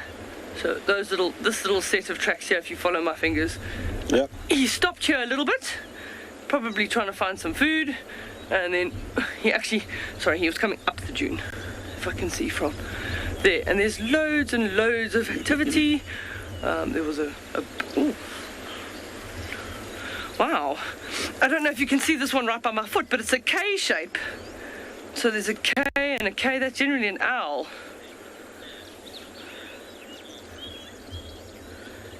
So Cooking Fat is asking if the red in the soil is from the iron.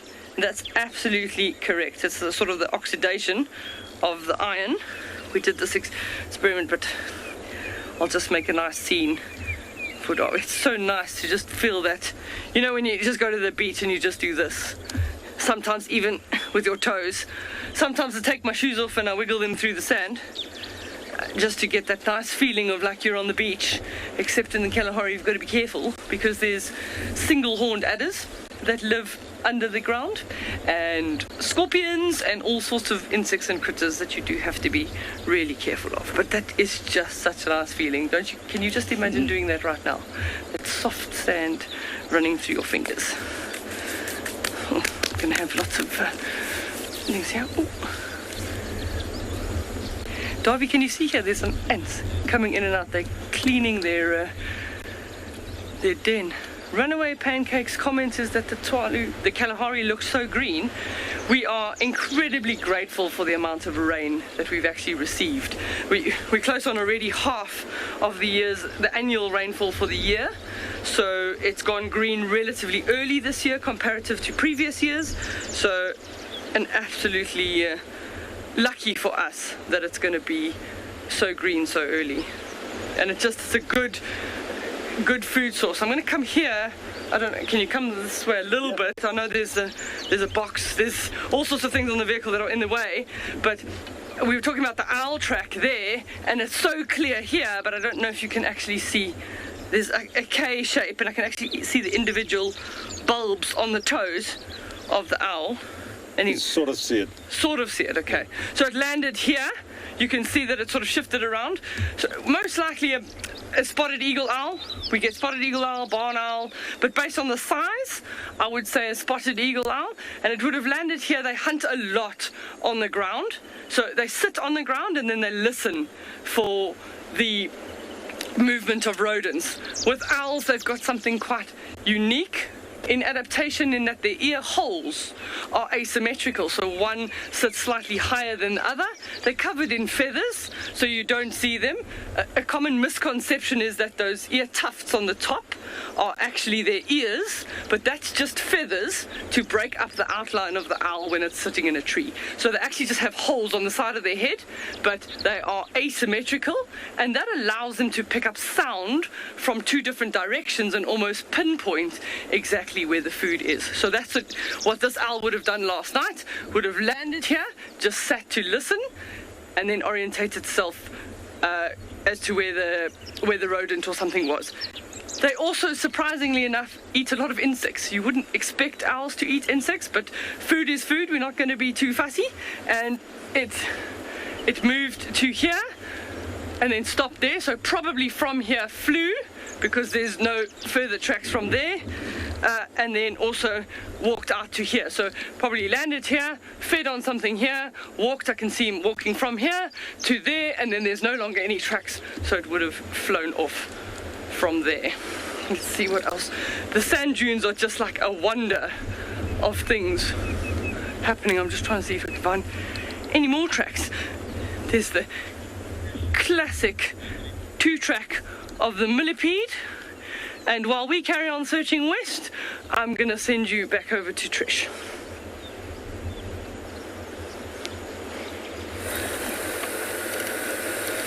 Those are great, great tracks. Those are the type of things that we don't often get to see, either because they're easily blown away or easily destroyed, or sometimes we can get so focused on something else and we forget about those little things.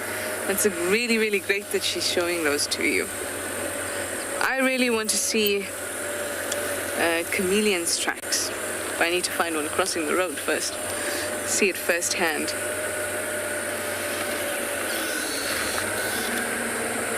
I keep seeing chameleons all over the place, but I'm not actually seeing them. It's just my eyes adjusting to my wants.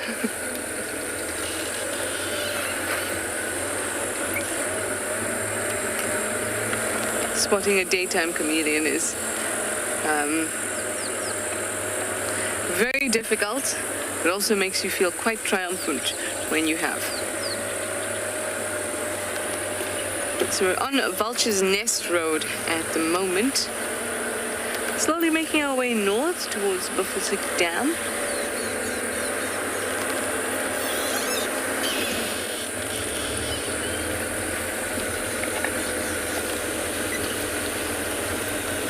There's so many spider webs about. Paul, you'd like to know if I ever get lost on our property? No. On Chitwa? No. On Simbambili? Sometimes. On... actually, even Torchwood? No. Buffelshoek? Sometimes. It just depends on how familiar you are with the property. On Juma, I'll never get lost. It doesn't mean that there was never a point in which I would have gotten lost. There certainly was. It's just that after a couple months of driving on these roads, and you can't use it, or at that time I didn't have, there's an app that you can use for GIS created maps on the map that you have, so you can put in points and then create a Google Maps type thing for any area. So I have that now for the new properties, but when I started in Juma, I didn't have it. So I learned very quickly where is what, and half the fun is getting lost, and then when you get lost,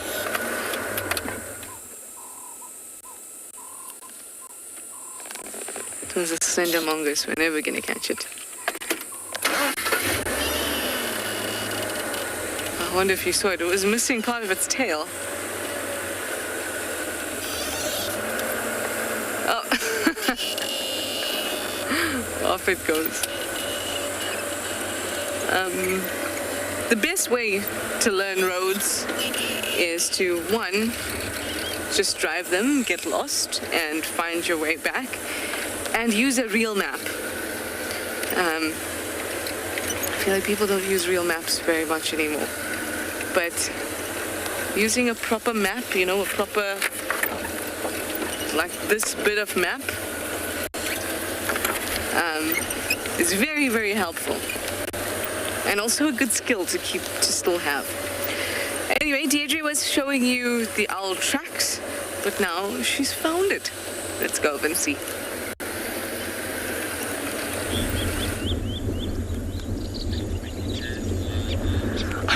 We can't believe we actually called it. As we came around the corner, literally as we dropped off that dune, this spotted eagle owl flew out the bush. So 100%, this is the guy that left the tracks. And we're right on the species there, but we disturbed his morning slumber. He's gone from tree to tree, and he's finally settled here. And obviously in that time frame, the little white-browed sparrow weavers saw him land, and now they're giving him a bit of grief. They're sort of flying in and shouting at him, but not excessively loudly. They're just having a good go at him. But look how he's looking. It's a beautiful tree to spend the day in. He's just got to be relatively undisturbed. So I can't believe we actually saw the owl as we came around the corner. It's a beautiful spotted eagle owl. So, which species of owl? I didn't get the name there. Let me go forward. He's gone up to the top of the... Just give me a second. So, this is the most common owl species here, is the spotted eagle owl. But those... So 50 is asking which is the most common species of owl. So it is this one, the spotted eagle owl. Those white-browed sparrow weavers have now chased it away, so it's gone too far back.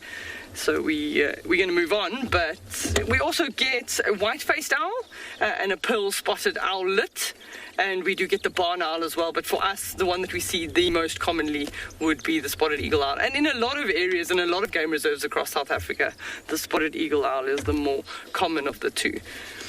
So I don't know, in the picture when you were seeing him there, he was sort of like tilting his head sort of left to right. They've got binocular vision, so their eyes at the front, very, very large eye sockets, and they've got like a specialized vertebra in their neck, so they can't turn their head 360 degrees, but they can pretty much do almost 270 by being able to go sort of left to right.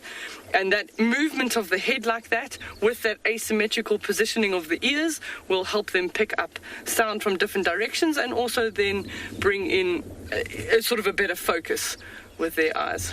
There's a black-chested snake eagle hovering over the top of David's head, but it's too far back to turn around now. But nice to see some of the raptors out. I can still hear the birds are still shouting at that poor owl. He's not having a good morning. If we just stay where we are, he's coming up and over. Maybe come swing down and in front, and then we can get, there he is. Looks like a juvenile as well. Following birds in the sky is generally pretty difficult. Yeah, that looks like a juvenile snake eagle. Yeah. One of the larger eagles capable of hovering. You got him there, David? Yep. Look at that. He's literally just stalling on the wind. If you look on the edge of the wings at the top, often there's like a little, they call it a bastard wing, almost like a thumb, or known as an alula. And that, like in an aeroplane, when you see the flaps go up and down to help stall the aircraft, so that alula will actually break the wind over the wing and help them stay in one place. So So just catching some thermals there. And there we go, stalling again. So from that height it's looking for snakes. Leanne is asking if owls have better vision than eagles. Oh, I think it's two different kinds of vision, because owls will have more nocturnal vision, so it'll be the rods and the cones in the eye. So rods and cones would be for cones for color and rods for black and white. So you'll have probably skewed more towards one direction for the owls at night time, and then the eagles in this situation, because that eagle was hovering there, they're seeing the most amazing thing. So I think superior eyesight, I would probably say eagles above the owl, because of the fact that they're trying to pinpoint focus on things during the daytime and then often at a distance. So even vultures are spotting things from kilometers up, from a couple of 1,000 feet up. They can see clearly food on the ground and then indicate to the others, and they'll come down on the thermal. So they both have very good eyes, but I would say because the owl's eyes would be skewed towards more nocturnal vision, that the eagles would potentially have better eyesight. But then the eagles would have very terrible night eyesight, so that's why the eagles sit and perch at night, and the owls go out hunting. And the eagles, their eyes are slightly more peripheral on the side, which will give them a wider view. So they're seeing, without having to move their head, they're actually seeing a lot more. We're going to send you across to Trish, that's got some interesting little squirrels.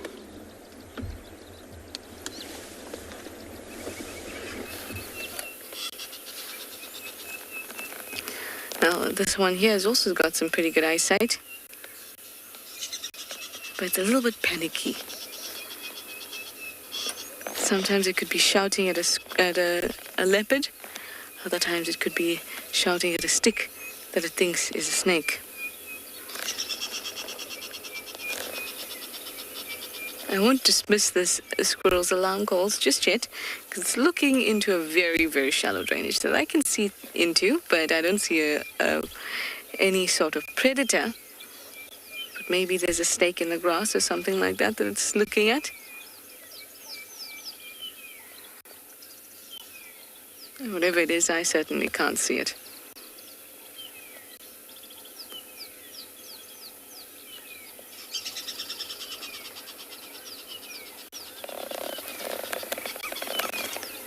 Look how their whole body makes that alarm call. So much effort.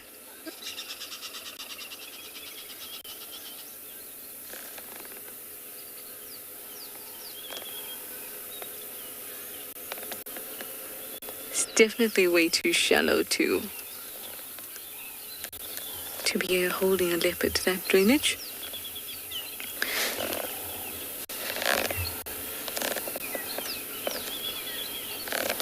There's another one alarming close by too.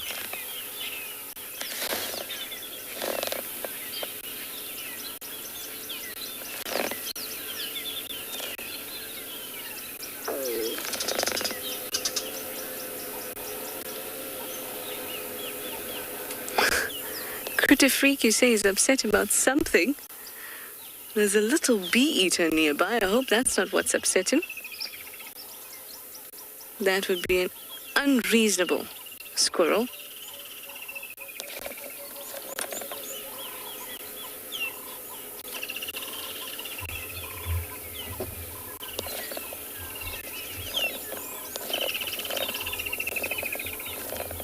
That's sitting very, very nicely for us.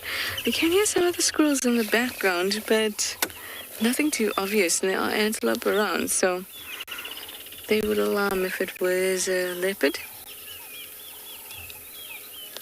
Here we have our gorgeous little bee-eater. Look, come back. Oh, landed nearby.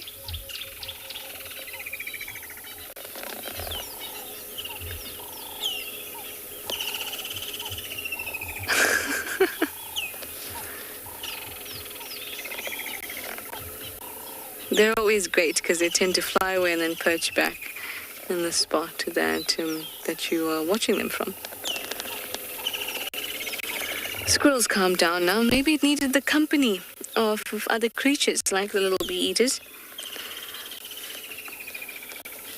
Make it feel a little bit more comfortable. Little Vixen, you say you love the nose twitch? Isn't it just adorable? It really is. Look at that twitch. Twitch, twitch, twitch. The other a very sweet nose twitch is that of the scrub hare.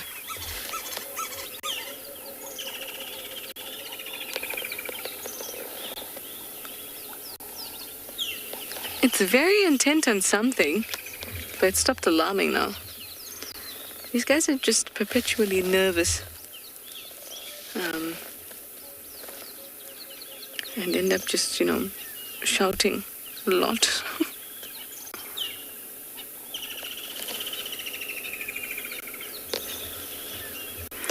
Paul, you'd like to know what these squirrels eat? Well, they love fruit. Like a lot of fruit. Around camp, you'll see them like trying to get into the kitchens and steal bits of things and bits of fruit that monkeys have stolen and dropped. Oh, they love that very much. But they're mostly vegetarian. And they like seeds and flowers, things like that as well. Grass. But they'll also supplement their diet with insects.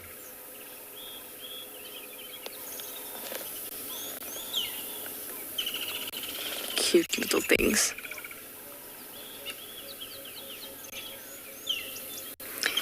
Recently, one of the Sabi Sands vets that I was chatting to, he had found a little squirrel that didn't want to leave him alone. And then that little squirrel, oh, look at that. Oh, that is such a cute pose. So this little squirrel, the vet's little squirrel, jumped onto me and just kind of nestled herself warmly in my clothing and popped her head out of my top and just looked around and acted like it was my best friend. Ran around my shoulders and my head, nibbled on lots of bits of my clothes as well. But truly very, very cute things. Very naughty, very destructive, but very cute.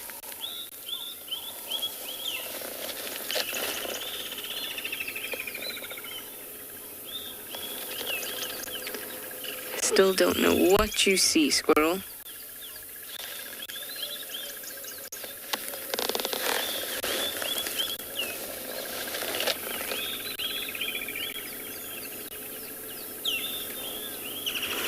Teresa, you'd like to know if squirrels are part of the rat-bat family. It sounds so cool when you said it like that.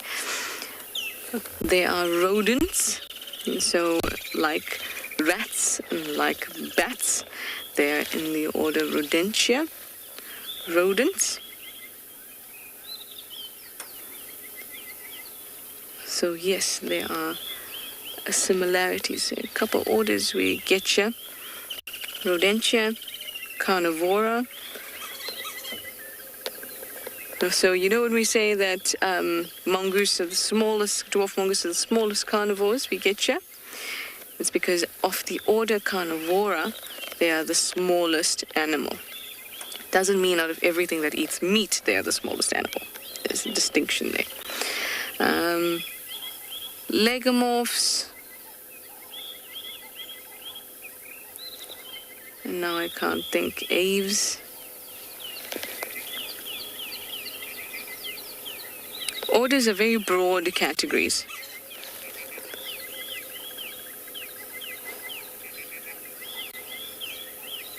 And families are a little bit more specific, and as it goes.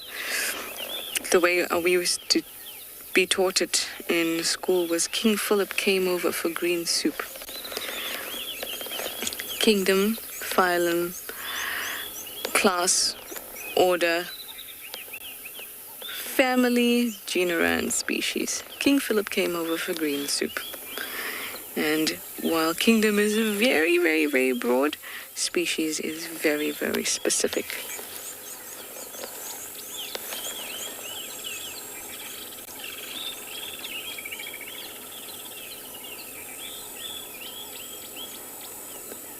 Out of the rodents, I think bats are my favorites.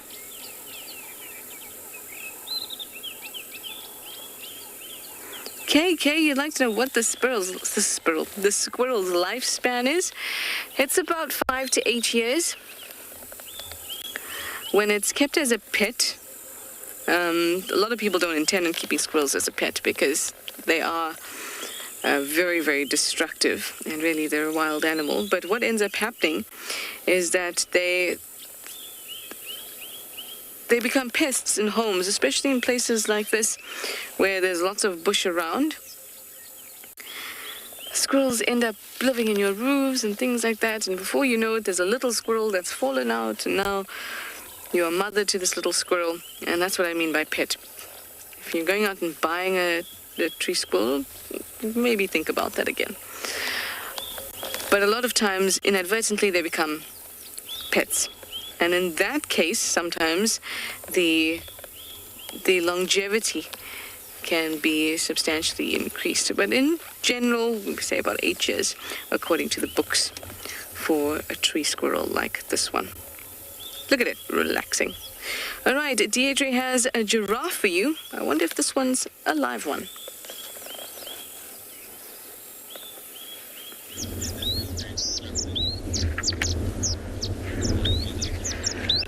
Out in the distance there, they're very far away. Darby's zoomed right in there.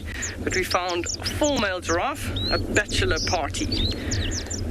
They're just, the wind is very, very strong today. So they're just standing around. They're in their pairs. They all look like relatively dominant bulls or big bulls. Bigger than the 2 youngsters we had pushing each other around the other day. So we just keep a lookout because they're in their 2 pairs. You might find that they start attempting to do some necking and pushing each other around a bit. Because that's the thing for the boys to do in the morning, is to see which one's more dominant.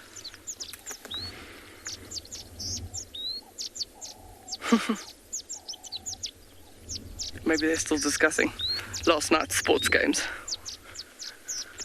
We have found an interesting flower, though, when we stopped, is, as Dave pans over here, beautiful, beautiful, known as a devil's claw or grapple plant, but not so much. You're not seeing anything here, but just look at that beautiful, nice tube. So yesterday when we were at the waterhole, we saw those carpenter bees. This tube is almost the size of a body size of a carpenter bee. So inside, I'm going to try and not destroy this one today because yesterday I managed to pull the wild cucumber right off. But inside there, on the roof of that tube, is the anther with all the pollen. So if a bee goes in, then often they've got lots of hairs on the back, which we would have seen yesterday, that sort of white banding on those carpenter bees. That area would get pollen, and then as they move from one to the other, they will then pollinate the plant. So I'm going to turn it, but I don't think you can see all the way down. Not all the way, but... And if I tilt it, a little bit up, no? A little bit down, more? A little bit down. More? More? Yo, just getting it. Yeah, now we can see it. Okay, so there we go. Good camera work there, Darby, because that's really literally on the ground. But that'll be a nice thing for bees. So bright red coloration like this would generally be to attract insects. The insects can see in the UV spectrum. There's other flowers that have very similar tubes, called the wild sesame, and even the foxglove, and they actually have runway lights on the base of that area, almost to show the insect where it must go in order to get the nectar reward, in order to get pollinated. They call it a grapple plant, but it's mainly because of the seed. It gets this really, really hard a hard seed. I'm struggling for the word, but it has all these hooks in different directions, and those hooks land up getting stuck on the hoof of an animal and get transported to a different area. One of the conservators here was actually telling me a very, very interesting story that a lion, how it managed to get a grapple plant in its mouth, I have no idea, but it actually got it underneath the tongue, so the tongue was stuck, and they found it at the waterhole, and every time it tried to drink, it couldn't move its tongue because this grapple plant had actually held on to the tongue. And after a day or two that the lion was still at the water, struggling a little bit, they said, no, there's definitely something wrong with this animal, we must have a look. So they did bring the vet in, and once they darted it and it had gone to sleep, they actually sort of said, hang on, let's have a look, and opened the mouth and managed to remove that grapple plant. The lion woke up, and everything had a nice day. So normally you wouldn't interfere in nature like that, but you don't know. Sometimes, a Kalahari black-maned lion is quite a rare from a genetics point of view, so you do also want to look after those. But we didn't know if it was a human thing that had made it sick or a natural thing. But they did help it out, which is quite nice. So the grapple plant, I can see if I can do that. So maybe there, Darby, you can see the seed. Yeah. So it's green now, but once it hardens, it'll go to a brown, and you can just imagine that stuck under the poor lion's tongue. It didn't enjoy that too much, and also even stuck between the hooves of animals. A very effective way of being transported, but not ideal. So very pretty. We'll find this one, the one on the next page over. It's known as the Devil's Thorn. We will find that one shortly for you. It is an absolutely gorgeous flower, Indigo Girl, I agree with you. So it says here in the book, tubers or fleshy roots are used to treat intestinal disorders, diseases of the gallbladder and kidneys, diabetes, this is a big word, arteriosclerosis, osteoarthritis, fibrocystis, rheumatism, gout, peptic ulcers, fever, blood pressure, and gallstones. That sounds like an all-in-one chemist. That's quite a lot of things. I wouldn't trust me being the doctor fiddling with all of those things, prescribing any of that. But once again, people have figured that kind of stuff out. Some of the pharmacies are all trying to go towards more natural remedies. So one day, if you see the grapple plant gout remedy, you'll know it comes from that plant. We're going to send you across to Pinder, who have some large grey beasts for you.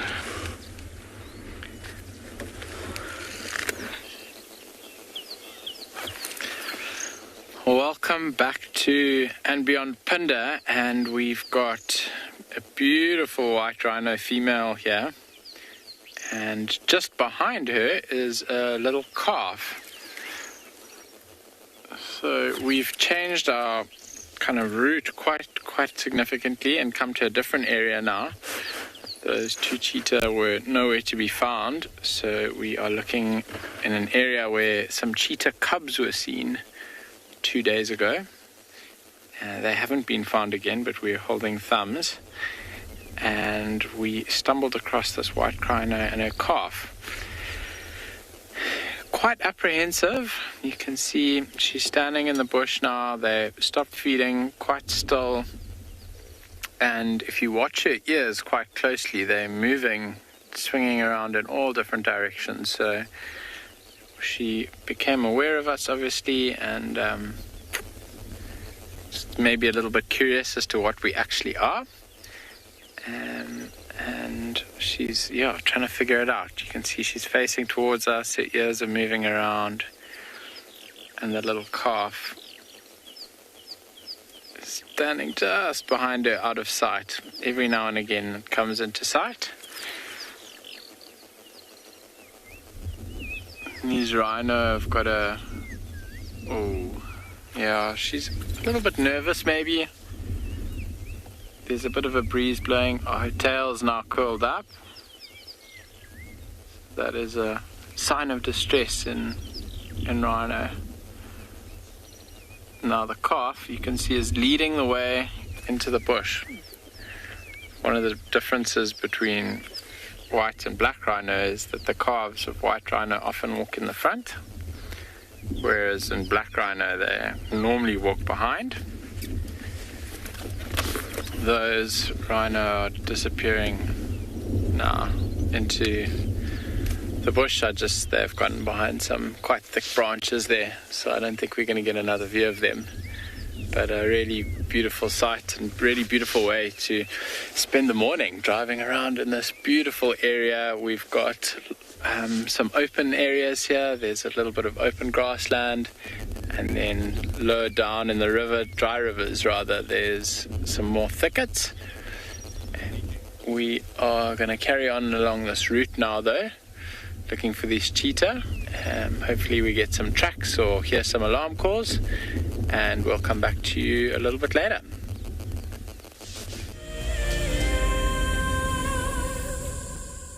Welcome to my car. This is Wendy, and she's my favorite. She would love to have your name engraved on her so you can be with her every single time she goes on a safari here in Djuma. If you become a Wild Earth Explorer, you will have the opportunity to buy an engraved tag which we will attach to her. We will make sure to send you a digital picture to show you exactly where you are sitting on her. You will have front row seat in every single sighting. Guys, just watch what's happening. See, watch the elephant, watch the lions. See, the first ones to run are the cubs. Can you see them? They are right here. I'm not sure how scared you were, but I was quite nervous. But absolutely incredible. Expect the unexpected here on Wild Earth daily. Have you been watching Wild Earth and dreamt of being right there on safari with one of the guides? Well, now you can. Wild Earth is offering you a chance to buy a ticket to dream. You or a friend can hop on board a live Wild Earth show and join our guide on safari. The ticket is redeemable at any of our locations, anytime in the future. Only a limited number of tickets are available, so don't wait. Get your ticket now and start dreaming. Terms and conditions apply. My name is Ross, and I'm a field guide at and beyond Pinder Private Game Reserve. I love getting questions from guests on Wild Earth because I love sharing and learning information about nature with new people, and it also makes me feel like you're all joining me in real life. If you want to ask a question on Wild Earth, then you need to register on our website. Once registered, go to our live safari page and submit your question below our live feed. I am parked here because it's just stunning. There are a whole host of beetles, netwing beetles. Can't see exactly which ones, but they're definitely netwing beetles. And some dragonflies just all about the silver cluster leaf. And with the blue sky in the background, it just looks like a dream. And you can hear very, very softly the sound of one of those spider hunting wasps also zooming about this tree.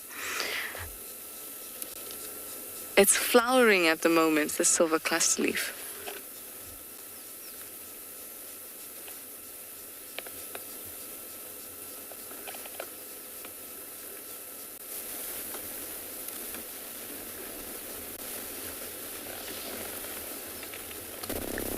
Lovely. I feel a little like I'm in a fairy tale.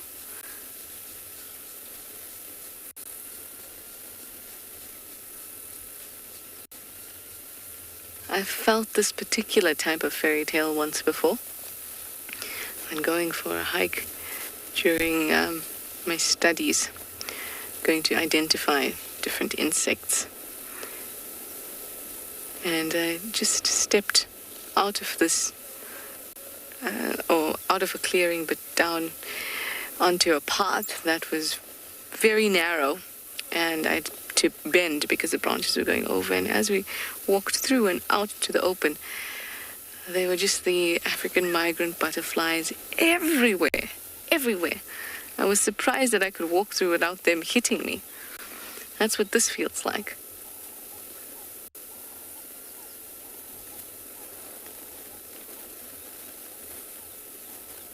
The silver cluster leaf is a very busy city right now.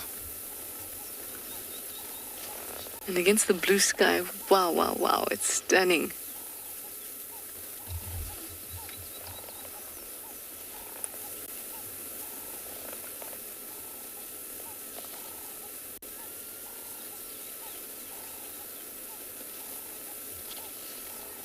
I almost want to say, guys, you should have been here.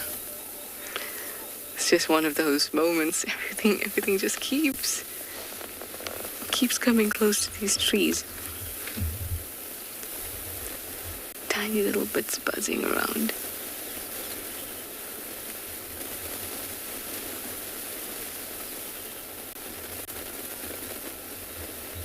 Silver cluster leaf flowers, they stink. They really, really do.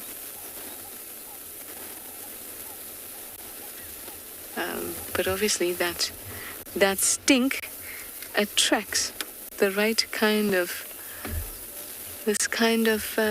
workers that they need to pollinate. Mariana, you say this tree is gorgeous. And this is a gorgeous tree against this background of the sky. They really, really are. Really gorgeous. It feels a little bit like an airport, like the silver cluster leaf is an airport, because they're not rushing around. Everything's very slowly moving towards the tree and then away from the tree, almost like it's floating. Very gentle. Netwing beetles arrive, then they leave, then the dragonflies arrive and leave, and a spider hunting wasp arrives.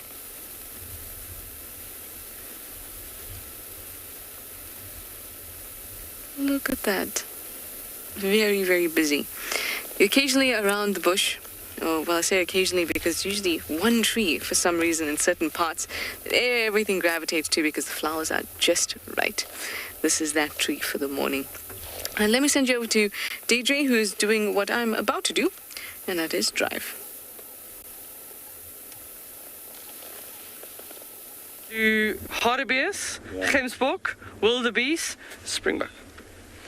So we've come out, we've eventually made it now out to our Kelcrete waterhole in the west, and there's just an abundance of game here. So we're starting on the red hartebeest in the very, very far background, because I know that's one of the ones that you don't often see. So the speedy antelope, red hartebeest. And you can now see the high shoulder and sloping back.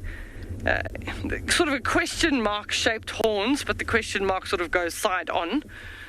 They are relatively far away, so not too close, but that's looks like, I can't tell you if it's a male or a female, but both of them also have horns. So the male, the bull, will just have much thicker horns, generally wider apart, and then the females tend to be a little bit thinner. And then we're going to move just forward in the picture. There's a nice gemsbok. He actually almost looks like he's practicing what's called geophagia. Geophagia means to eat soil. These areas will have lots of minerals and often salt in the soils, and that can be what he is eating. But also with the recent rains, nice little new fresh shoots and fresh grasses are actually popping up in some of these clearings, so he could quite likely also just be eating some nice fresh grass. And then in between the two now, there's a wildebeest waltzing in, and we've got, should we call it a springbok migration, Darby? Yeah. They're coming from the right hand of the screen to the left hand of the screen. Just follow the leader there. You can see a nice group of springboks. So the fact that everything's moving away from the waterhole would suggest that they have already had their drink. Maybe the wildebeest are chasing, so the bull is coming in here chasing the females. So I don't know which one. They're running towards us, so they're about to run out of the shot and past the back of the vehicle. So we'll focus on the wildebeest for now. I'm trying to see if there is... Yeah, that's the bull at the back. So probably another territorial bull has come in to chase him away, and he's like, ladies, let's get out of here, because he doesn't want to lose any one of these ladies to that territorial bull. So they've exited behind us. We can't pan the camera backwards, so we'll go back to the single wildebeest bull. I don't know, Darby's got too many options here. It's hard to decide. But that wildebeest would have potentially chased them out of the territory, but they finished drinking. He probably just arrived a little bit late and saw that rival male. Wouldn't surprise me if we hear, they've stopped literally just behind us, but it wouldn't surprise me if we hear that snorting from the wildebeest, that Oh, that wasn't a very good wildebeest. I need to practice that. Shouting at each other from a territorial perspective. What an awesome scene. In one shot, wildebeest, red hartebeest, gemsbok, and springbok.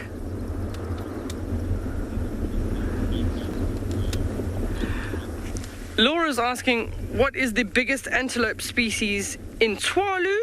So our biggest is the eland, and then we also have the second largest antelope, the roan. So those are the two, and then the wildebeest and the gemsbok are all in the sort of average category. But an eland, a big eland bull, can weigh well over a ton, and a big roan bull, there's a big size difference, up to 250, almost 300 kilograms. So there's a big difference between a roan and an eland, even between number 1 and number 2 position. When you're looking at a gemsbok, you're looking at probably 180, almost 200 kilograms. The same with the wildebeest. The springbok, probably about 30 kilograms. If you just want to sort of get a size comparison while we're looking at all the same animals. So the wildebeest and the red hartebeest have that same sloping back. You saw that wildebeest running. That's the most energy efficient body shape to have. And those viewers that have stuck with us for a long time, that have seen the migration happening up in the Serengeti, in the Masai Mara, would have seen the wildebeest consistently moving. That's just a really energy efficient shape to have. I think this guy's coming in for some trouble here. We've got 2 wildebeest bulls approaching the waterhole from the right-hand side, which is why we see that bull making his way around. So let's see what happens here, because generally the water is not anyone's particular territory, but they'll try and defend a particular area around the waterhole because they want to keep the females that will come looking for the grass and looking for water. So it'll be very interesting to see what happens here. You do get bachelor groups of wildebeest, so maybe these guys know each other. Maybe they're just having a good catch-up, but here goes a chase. Watch this, you're in my territory, out you go.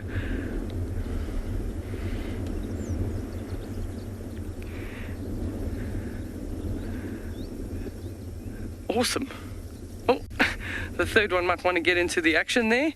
Or he's like, my opportunity to quickly get to the water while the other guy's busy being chased. So it'll be interesting to see how it pans out for the third one approaching the water.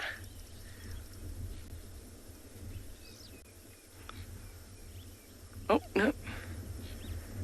He's actually making funny sounds. He's going, nyeh. He's almost like, say, wait for me, I'm coming. Oh, no, the dominant one's coming back. He's going to probably chase him as well. So we're probably only about 150 meters away from the waterhole, so this is all literally unfolding right in front of us. That's why you're watching live Wild Earth. Oh, scattering all the springbok. Oh, and in the far distance I can literally just see the top half of a giraffe's neck. In the far background there, Darby, where the red hartebeest were. Be a slow approach for that giraffe to the waterhole. It'll always just be checking to see if there are any predators or any danger in the area. Sometimes they're taking well over an hour plus to just approach a waterhole before they even start drinking, just to make sure that there's nothing that can make them vulnerable. Action-packed. Just a flock of sandgrouse just flew away from the water, but I don't see anything. Still quite windy. It's coming in from the north, blowing in a southerly direction, so maybe cross our fingers that'll bring in some rain over the next few days. I only see some Cape turtle doves at the water. We've had before at this particular waterhole, there's 1 or 2 trees there. We've actually had the peregrine falcon in the trees that just sits and waits for the finches to come and drink, and then at speed comes out of the tree chasing them, and sometimes a successful catch.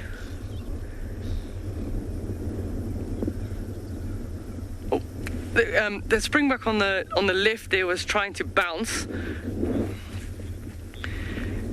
It is such a beautiful scene. I just saw one of the young springbok do a little short sort of pronk, just stiffen the forelegs and do a bit of a bounce.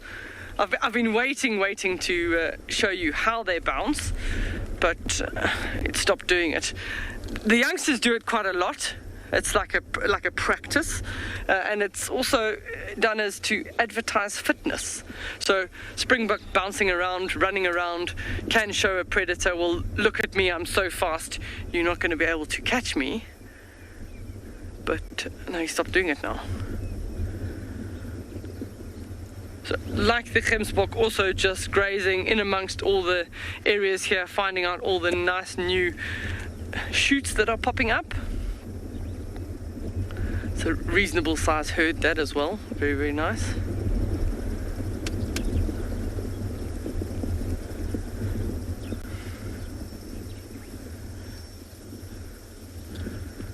So we're going to send you across to Pinda to show you an antelope that we don't have here. We've lost visual. Welcome back to Pinda. We just had 2 beautiful waterbuck off on my left-hand side here that were standing together. It was a nice big male with some really beautiful horns and a little female. It looked like they were maybe going to mate, so it would have been really nice to see, but just as you came to us, they turned off and walked around the corner, unfortunately. They've gone behind this big thicket. There's quite thick here where we are at the moment, off of this grass strip in front of us.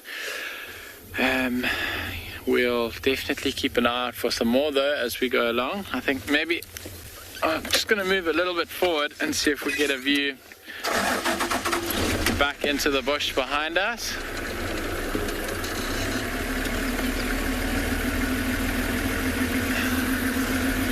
Always a chance we might get some sort of second view around this thicket.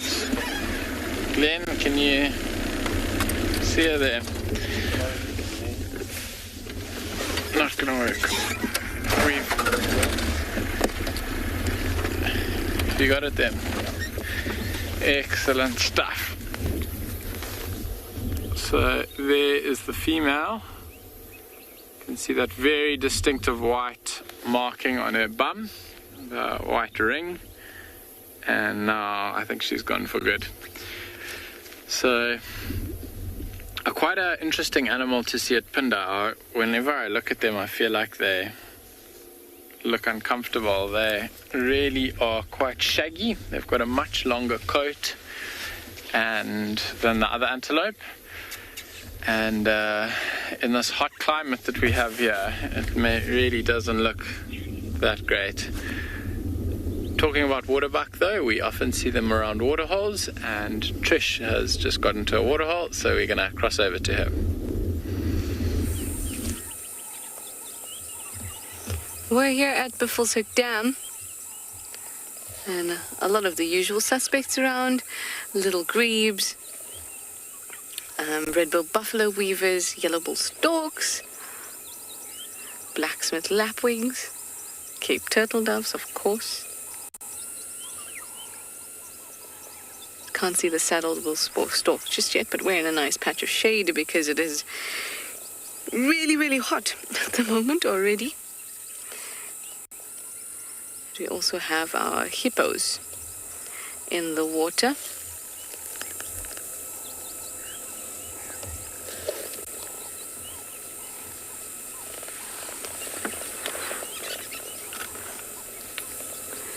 They'll be spending most of the time submerged.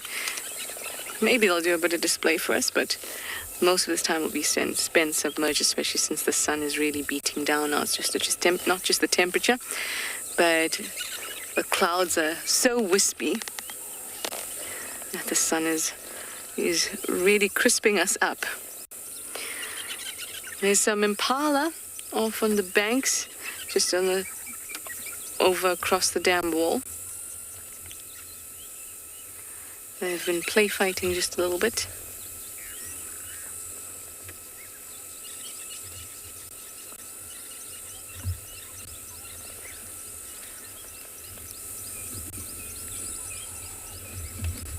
Oh, I thought that was going to be it. There we go. Ramming into each other. See what I did there? See? That was your dad joke for the day, everyone.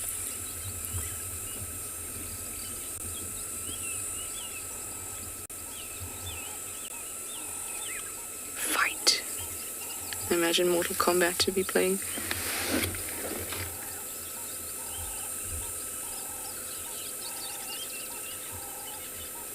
I love how they do that. They'll watch each other and they turn their heads to combat.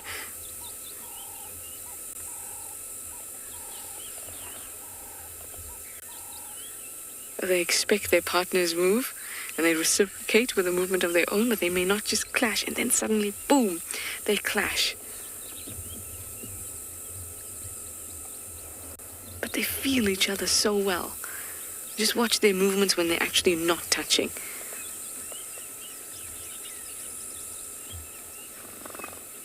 Look at that. Look at that. Both move to one side. Both move to the other side. They're looking for that perfect position.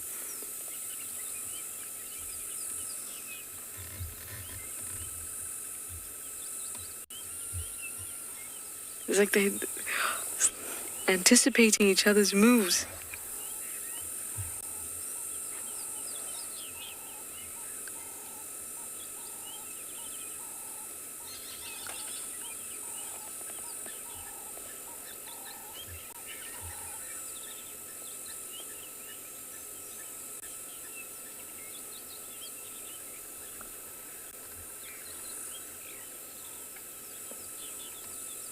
The sound of the clashing is very, very faint because we're quite far away.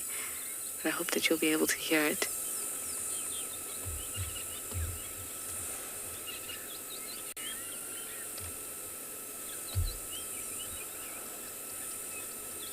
Oh man.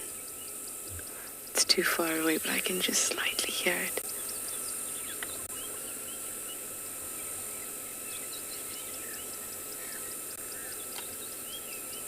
A big one.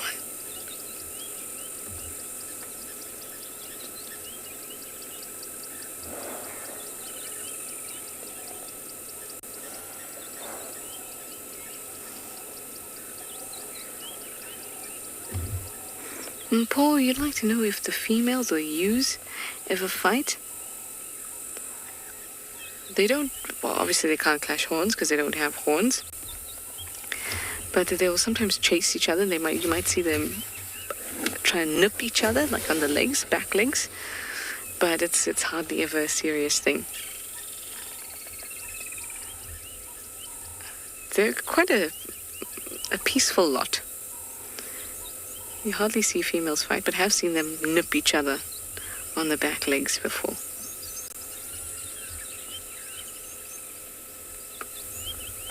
It's generally the males that fight, and it is a pattern that you see in life a lot.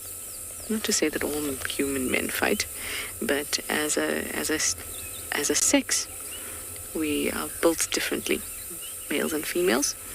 And males are the riskier sex, which is why they engage in and are more aggressive, generally speaking.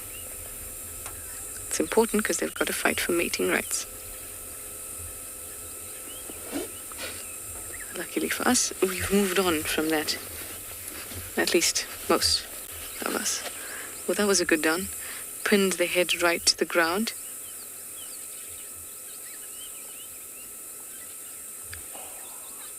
Sometimes you see them with both their front legs on the ground, heads on the ground. They could easily break a neck like that.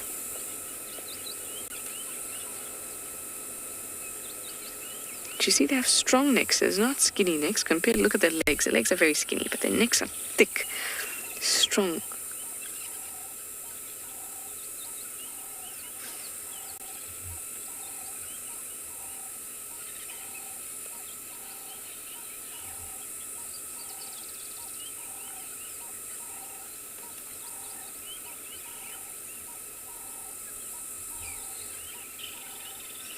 See how those ridges along the horns help it to maintain friction. So when the horns are locked, they don't just slide off each other.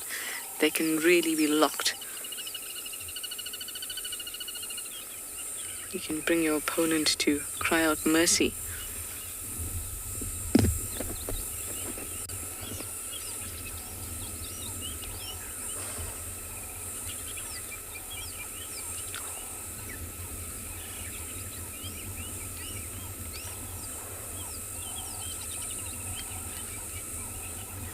Elizabeth, you say it's cool to watch them play fighting, but as long as nobody gets hurt, of course somebody could get hurt. But the purpose of this type of battle is not to kill the opponent and not to injure the opponent. They're not fighting for territories here. They're just in a bachelor group. There's other bachelor impalas around. So the intention here is to go with what your hormones are making you feel. But there's no intent to kill or to hurt here. Doesn't mean it can't happen, though. But always keep that in mind.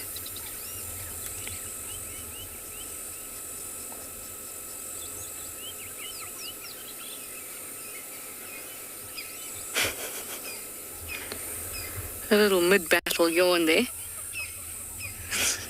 Just change things up.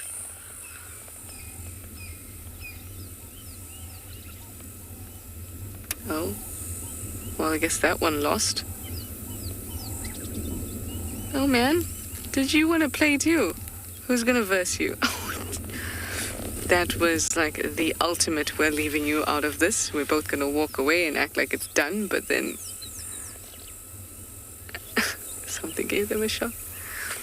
But then these two want to go at it still. Ooh, could we be lucky? Could we be lucky? Could we be lucky? Their alarm calling. Let's go. Should we just watch for a moment? Okay, now let's go and see. Ah, the most pleasant moment sitting with Impala.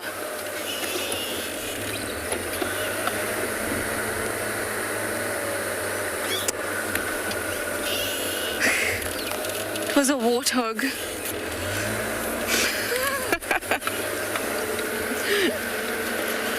A shame. They just got a shock, I guess, because they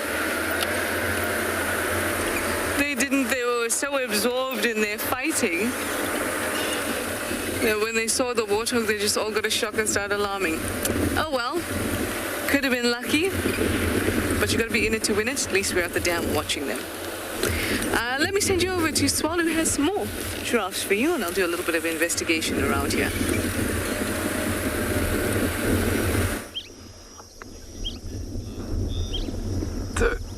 We're still at the same waterhole, and those giraffe that were in the distance have made their way. They're standing pretty much exactly where the red hartebeest were earlier, but the scene is literally in 10 minutes changed completely. The wildebeest are gone, the gemsbok is still here, the one by himself, the springbok are a little bit further back, but now in come the giraffe. We've been sitting here waiting. We are waiting for the sandgrouse to come in because there were a few, and they do a little bit of a flyby around the waterholes just to see before they can land, but because it's quite windy, they're specific about which side of the waterhole they land, so we're just waiting for the sandgrouse to come in. But these giraffe are just making a nice slow approach. Two nice big bull giraffe.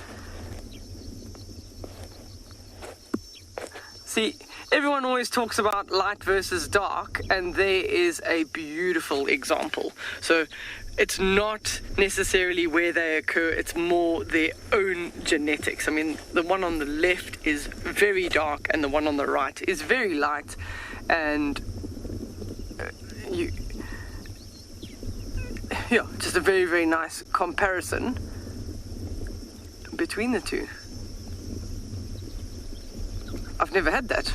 I've never had that perfect dark versus light comparison. The giraffe here more tend to be lighter in color, and so that dark one is just an interesting set of genetics. You do sometimes get bulls that get very, very dark with age. It's almost like, they're so old that their hair almost goes black. That's how dark they are.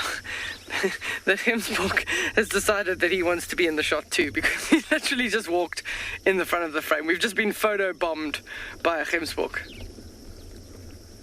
The giraffe has just stopped to have a bit of a snack. It looks like a boskia at this distance.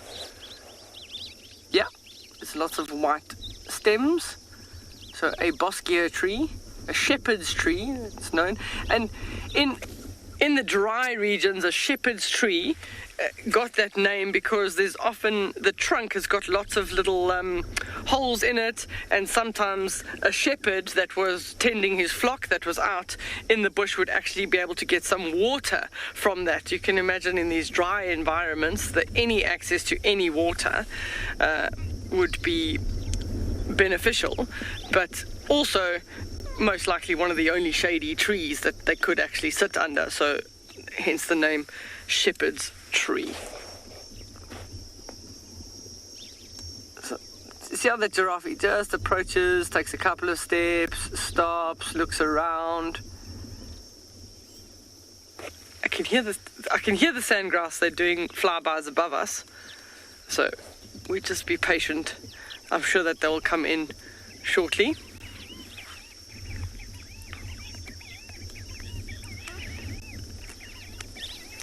Jerome is asking the question if giraffe are considered as part of the antelope family. No, they're in the family of their own. They're in Giraffidae.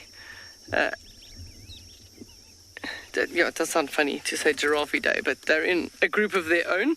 And there's quite a number of different subspecies of giraffe across southern Africa, just depending on where they are. So recently they've been afforded protection because they're actually, if you look at the individual numbers of those individual different populations, they're actually quite low in number. So they've given them some more protections. These are the southern giraffe. When the Masai Mara is on, then it's the Masai giraffe. You get a Kenyan, a Nubian, Thornycroft's, Rothschilds, the Angolan. Those are all the different types of subspecies of giraffe, but they fit in a group of their own, and there is nothing else. They're related to the okapi. That's on my wish list. That's one of the top animals that I would like to see, is an okapi, which is kind of like a half zebra, stripy horse with a long neck like a giraffe. Definitely on my list. The giraffe and the okapi in the same family. Oh, the Gemsboks found a friend. There's two of them there now. The sandgrass haven't landed, they just did a complete flyby. Oh, there's a falcon. There he goes. He's low on the ground. There he's chasing a bird. He just landed. Did you see him, Dobby? Brilliant. So, that looks like a lana. Oh, yeah. Beautiful little rufous crown on the head, and the little, like a tear mark by the eye. That is a lana falcon. So they're trying to find birds. I don't know if he successfully caught something there. I just saw him fly chasing something, but then I'm not too sure. He might, with his talons, be able to crush a small bird, if it was a small bird. And then sometimes with their beak, no, he's got nothing in his feet. So he wasn't successful, but Incoming, we have a morning of raptors. He's most likely going to land in the tree that I said that they always like to land in. He's going low. Turn, come in. Wow. Well, it wasn't the peregrine falcon, but it was the lanner, which is pretty awesome. He's still going there, but he's going up into the wind. The giraffe have made it that much closer to the waterhole. So we're going to stay here. We're hoping to get you a nice sandgrouse segment, so we're just going to be patient, and maybe even the giraffe will come down to drink by that time.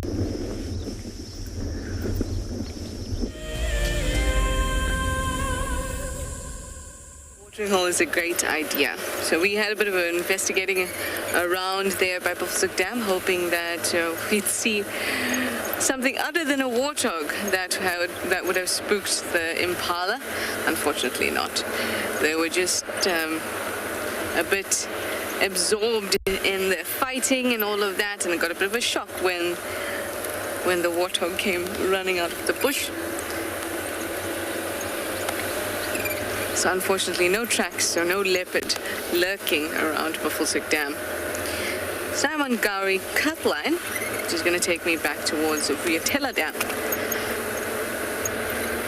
I often see elephants around here heading towards TRISHALA Dam, and I'm hoping to find some elephants. Oh, a dragonfly was just above my head. Hello. Very close to my face. I love how they follow us. A lot of the groundling, but dragonflies tend to follow the vehicle. Yesterday I found a dragonfly in my room in the evening. It's not something often you find in your room.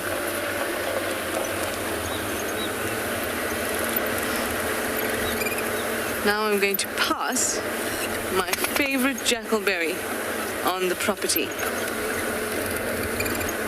Oh well, at the end of this road. And then we'll stop there and have a look. I was hoping that Tlalamba would still be around, apart from the elephants that I'm hoping for. Hoping Tlalamba will still be around, and also I'm going to go past TRISHALA Dam and go and check out the old den, see if June is around too.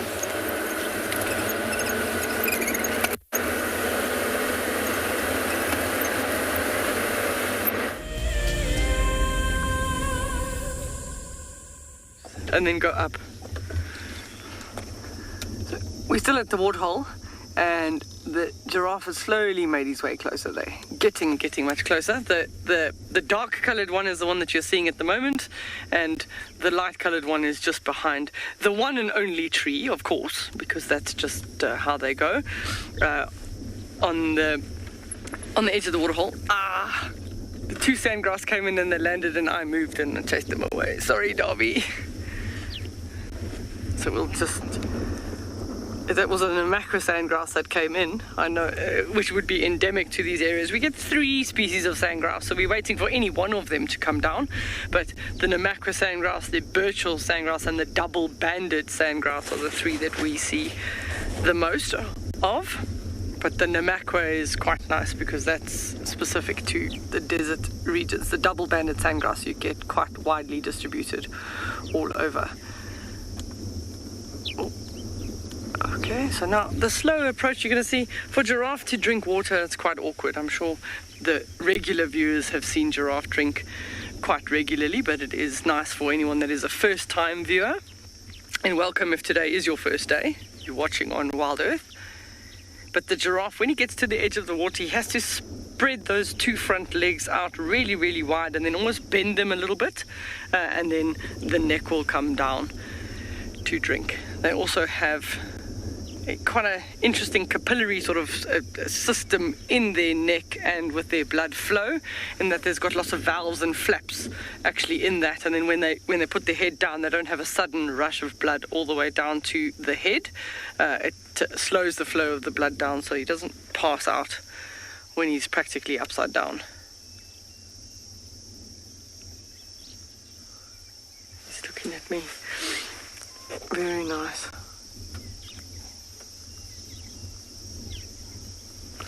So they're probably a little bit suspicious of us. We're about 80 meters from them. We're not that far from the edge of the waterhole. But because we've been stationary for the entire time frame that they've walked up towards us, there's an incoming Egyptian goose that's going to come in around the back of the thing. Incoming, flaps down, there we go. Just landed. So we've been here in the picture for as long as the giraffe have been coming to the water, so they should trust that we're not a predator or anything dangerous. If we just stick it out, they'll come down to the water eventually. It just requires a little bit of patience.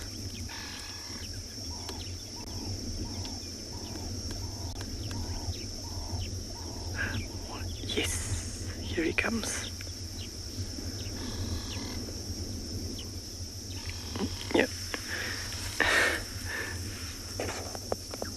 He's still very suspicious. So the key for us now is to not move the vehicle. If we moved the vehicle, he'd be more suspicious. So we just stay exactly where we are. Do you see, just to the left of him, you've got two Cape turtle doves that were courting in the tree.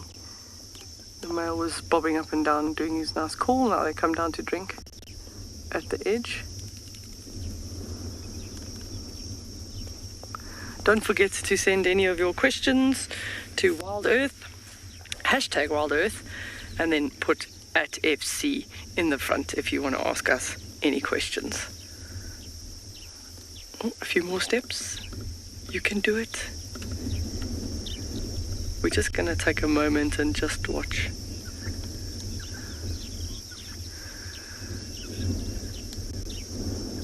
Cooking Fats asked the question, how fast can a giraffe run?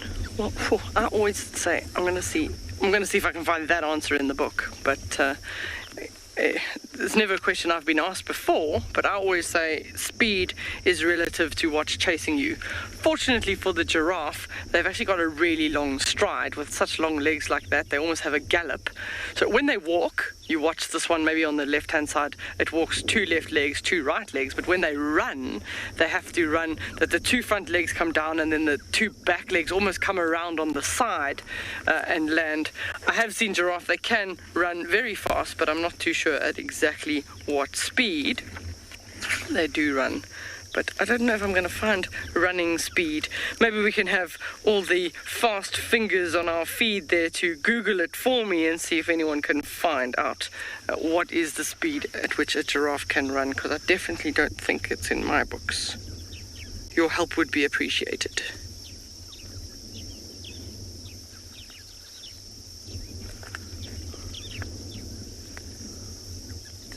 Is it the one? The one's actually going to come and drink a little bit closer towards us. So, thank you. The answer in my ear was 60 kilometers per hour. So, about 10 kilometers per hour slower than an ostrich. But 60 kilometers an hour is still a pretty impressive feat. So we're just going to keep quiet now for a second while he starts drinking. Look at that spread of the legs.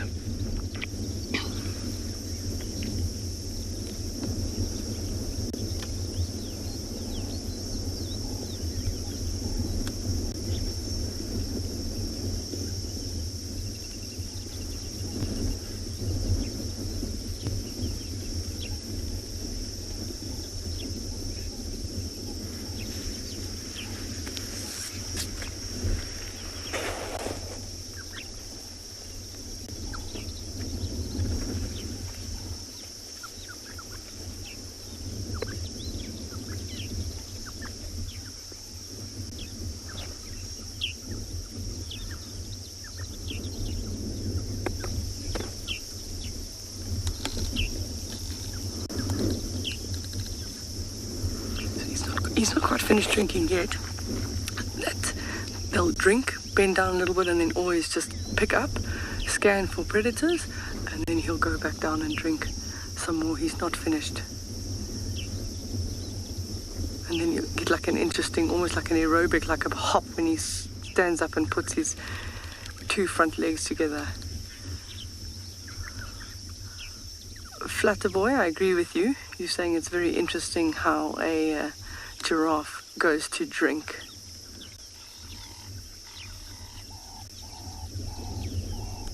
looks like a very long drinking straw. You can, as you see, the nostrils, because it's just above the line of the water, you see they're long slits, which is very similar to a camel, and that's in environments where they need to try and keep things out of their nostrils, so we'll just close those.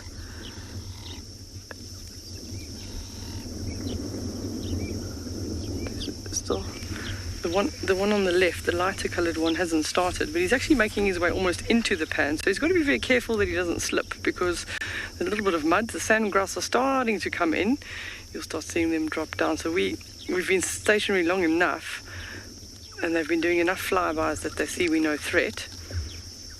So we'll see them coming in shortly as he takes his third drink. The lighter coloured one is about to, he's thinking about it.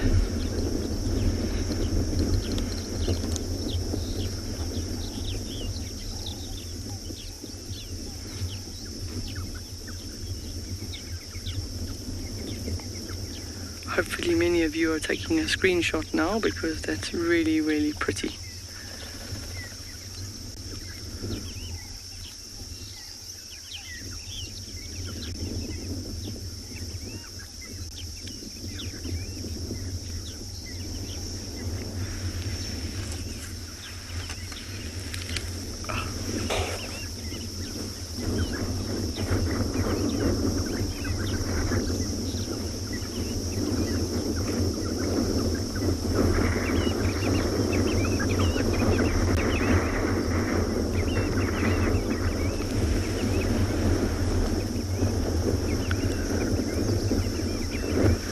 We could almost say the giraffe's trying to walk on water.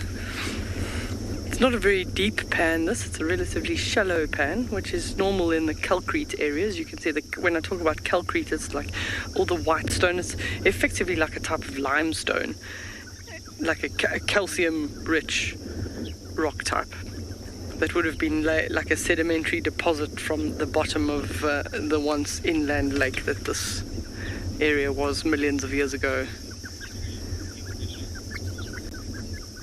So the sandgrass have just come down on the left-hand side there. Oh, and there they go. So don't stay long, they're very nervous. We're going to send you to Trish, that's got another beautiful bird.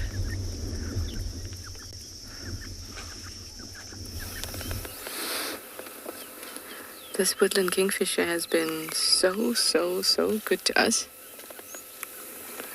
It's on my favorite jackalberry on the whole property, the one on Gari Katla that I told you I'd stop at.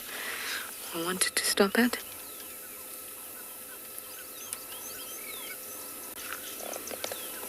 And it's just such a beautiful scene, and there's two in the tree, so one calls and then this one responds. I hope that it'll call for us again.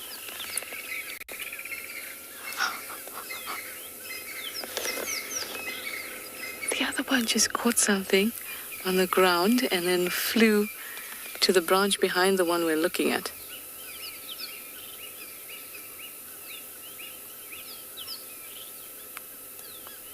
There we go. Oh! Sharing is caring.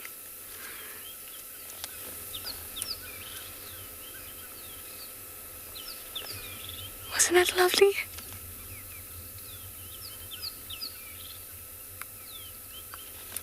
Just nice to sit and watch birds for a little while.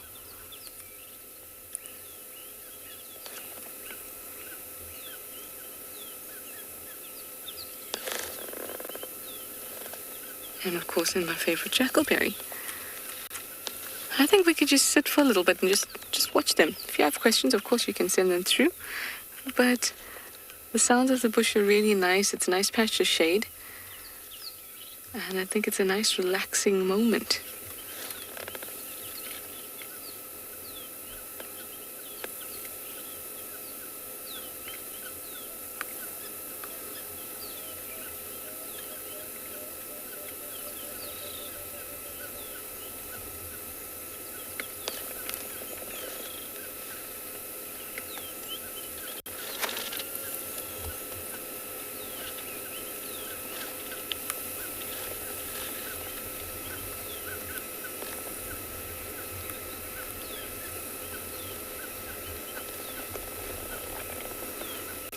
And they're just having the best time in this tree. I mean, Johan and I are also having the best time under the shade of this tree because the sun is mean at the moment.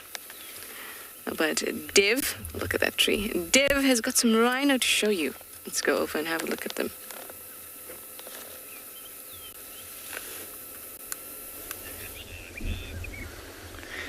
Alrighty, welcome back this side. We have come to possibly one of my favorite open grassland areas on Phinda, and there are a number of white rhinos here that are feeding on this very productive grass.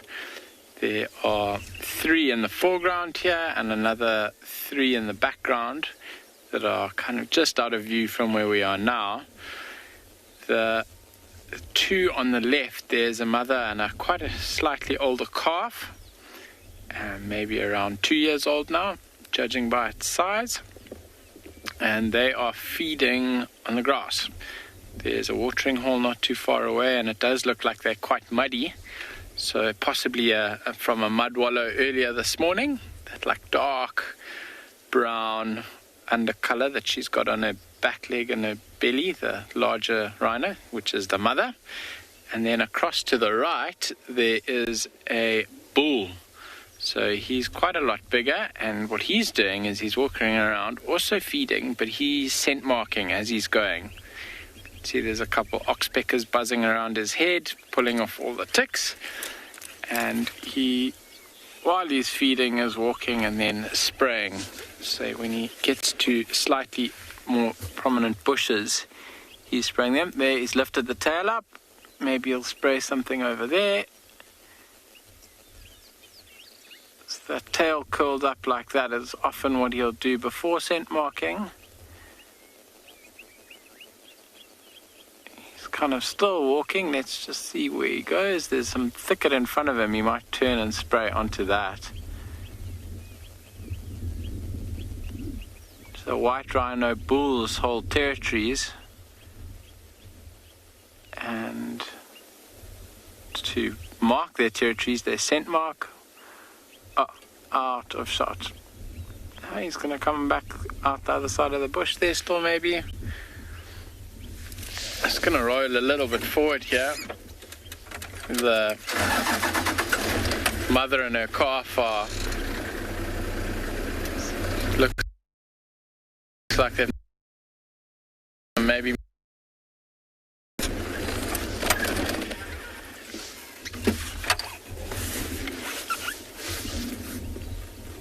that bull's chasing another rhino at the back. There's some, can see the dust coming up. They're behind the bushes, but they really are moving quickly. Hopefully they'll come out towards us here. There comes one out towards us, really. Yes, they can move quickly. So that bull that was scent marking, he's coming out now. He curled his tail up, which was actually a little bit of a sign of aggression there. I think he became aware of those other rhinos.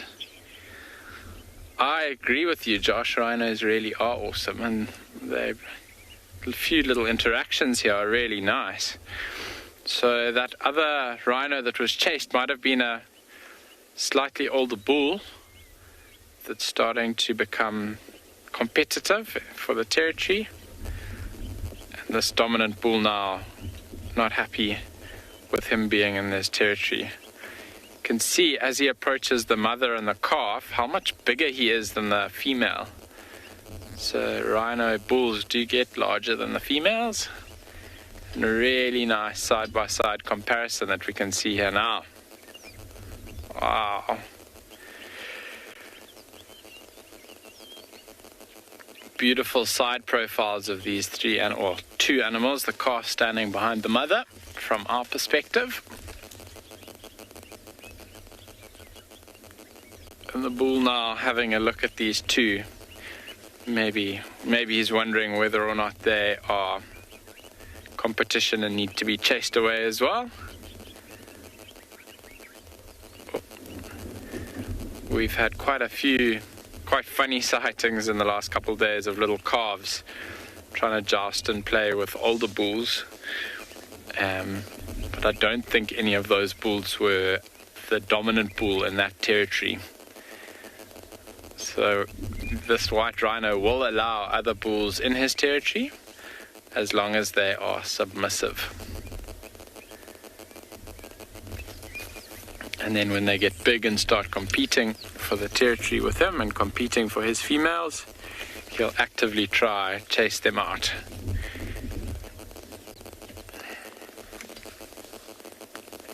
And if he comes into contact with them, then there'll be a bit of a fight.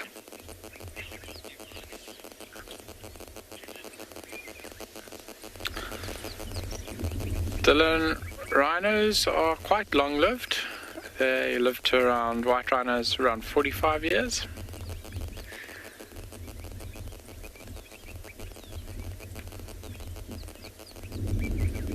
And they'll start reaching kind of maturity at around, or should I say like a adult size maybe rather, around 5 or 6 years.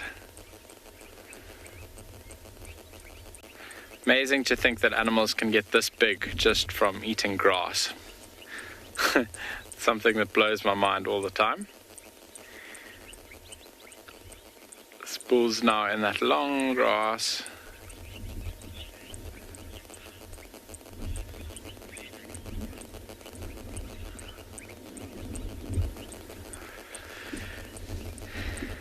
Johannes, they really are majestic animals. I totally agree with you, and I'm really glad that we're getting to sit with these rhino this morning now that I know that they're your favorite. So glad you're watching. We are going to stay here for a little bit longer and see if there are any more interactions that unfold. I think this mother and calf this bull's happy with them here. You can see he's carried on grazing. He's now walking towards that tree. I wonder if he'll turn and scent mark against that tree. We'll have to wait and see.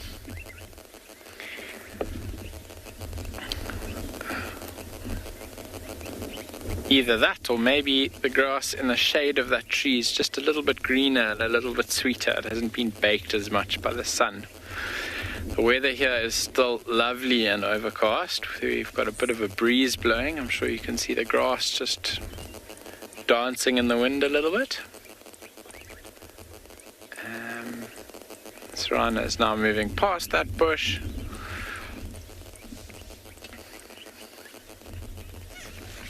And I'm actually counting the rhino in the background, and I can see 1, 2, 3, 4 rhinos back there.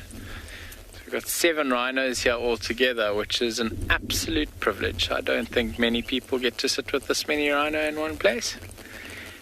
And we are so happy to have all of you here with us to experience this on your live safari this morning. I think that the fact that it's nice and cool this morning means that everyone's out and about.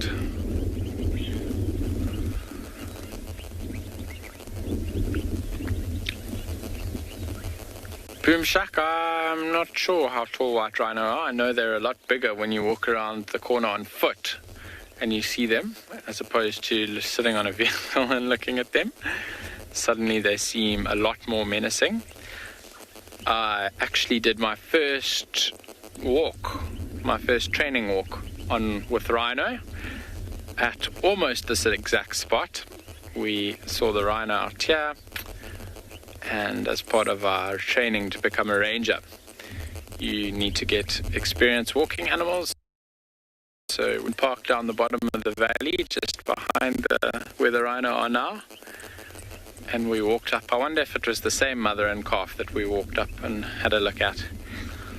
And they were out in the open, so we dropped down into the ravine behind, came walking up through the valley, and we walked towards where we'd last seen them, but of course they'd moved off by then. And as we walked around, we stopped and saw some waterbuck, and then we turned around and there was a bull that had he had seen where we were and was coming in to investigate and see what we were. And I very clearly remember thinking, wow, this animal is actually quite a lot bigger than it looked from from the driver's seat in a vehicle. That male's just scent marked again on the left, but he's walking through some much longer grass now, so it's getting a little bit hard to see.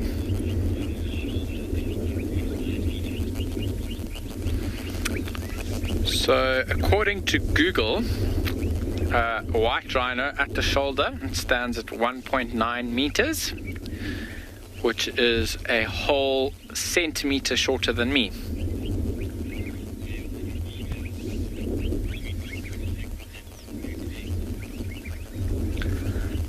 And then the females are between 1.6 and 1.8 meters at the shoulder, so slightly smaller and a lot lighter as well, so they don't actually get quite as big as the males. The males they're noticeably bigger, which is really cool.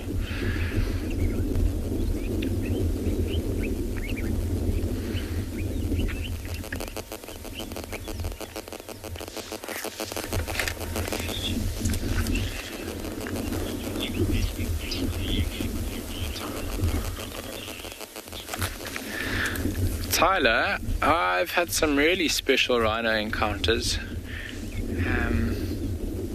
I've tracked quite a few of them on foot for various different reasons, a lot of different training walks, and then helping our habitat team.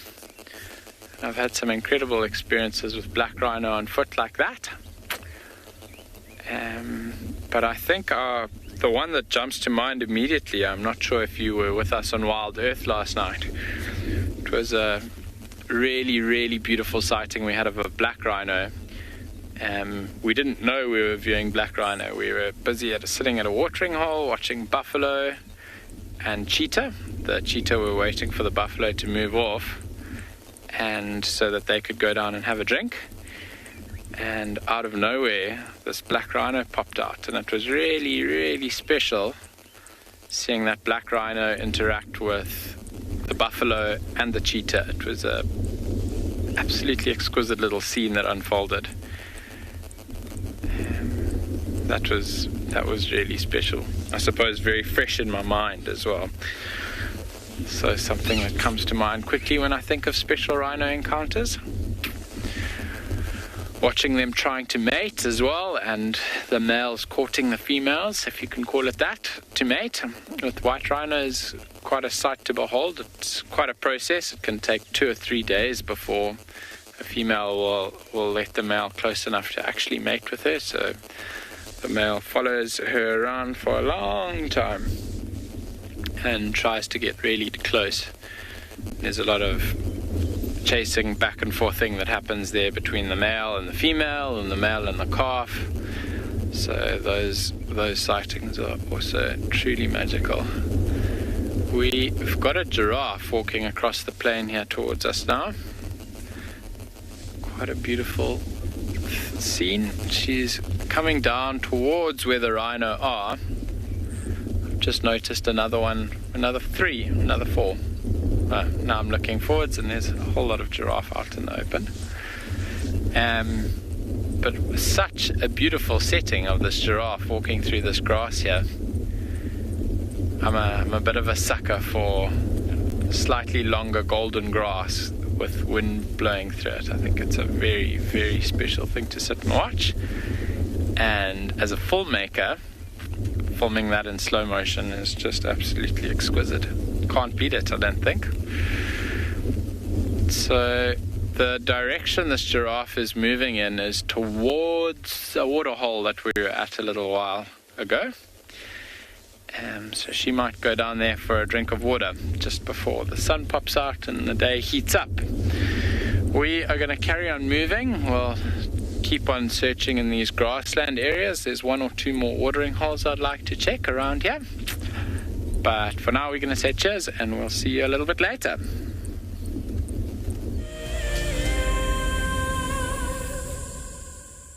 Join our Explorers program so we can keep on sharing nature with the world. For a monthly subscription, you will have the opportunity to win fantastic Wild Earth expeditions, have access to an animal identification app, receive weekly highlights from our shows, and much more. All the money will go to keeping these live safaris on air, which in turn connects a global population with nature.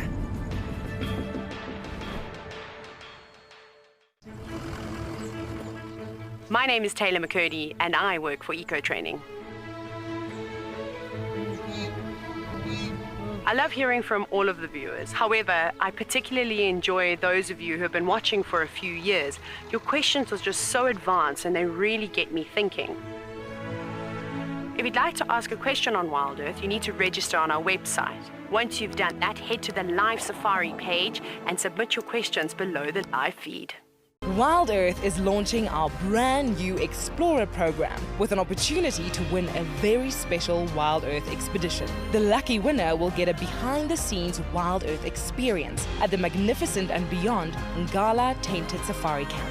The prize includes a 3-night stay for you and a friend with a chance to sleep out in the unique Ngala treehouse. Become a Wild Earth Explorer and stand a chance to win this and many other prizes. Terms and conditions apply. What makes Untitled Private Game Reserve so special is our massive array of habitats. And with that comes, of course, a beautiful diversity of landscapes, but also an incredible biodiversity in terms of plants, bird life and animal life, as well as, of course, our conservation success stories with cheetah, with rhinos, now with pangolins too. Catch up with the guides daily here on Wild Earth.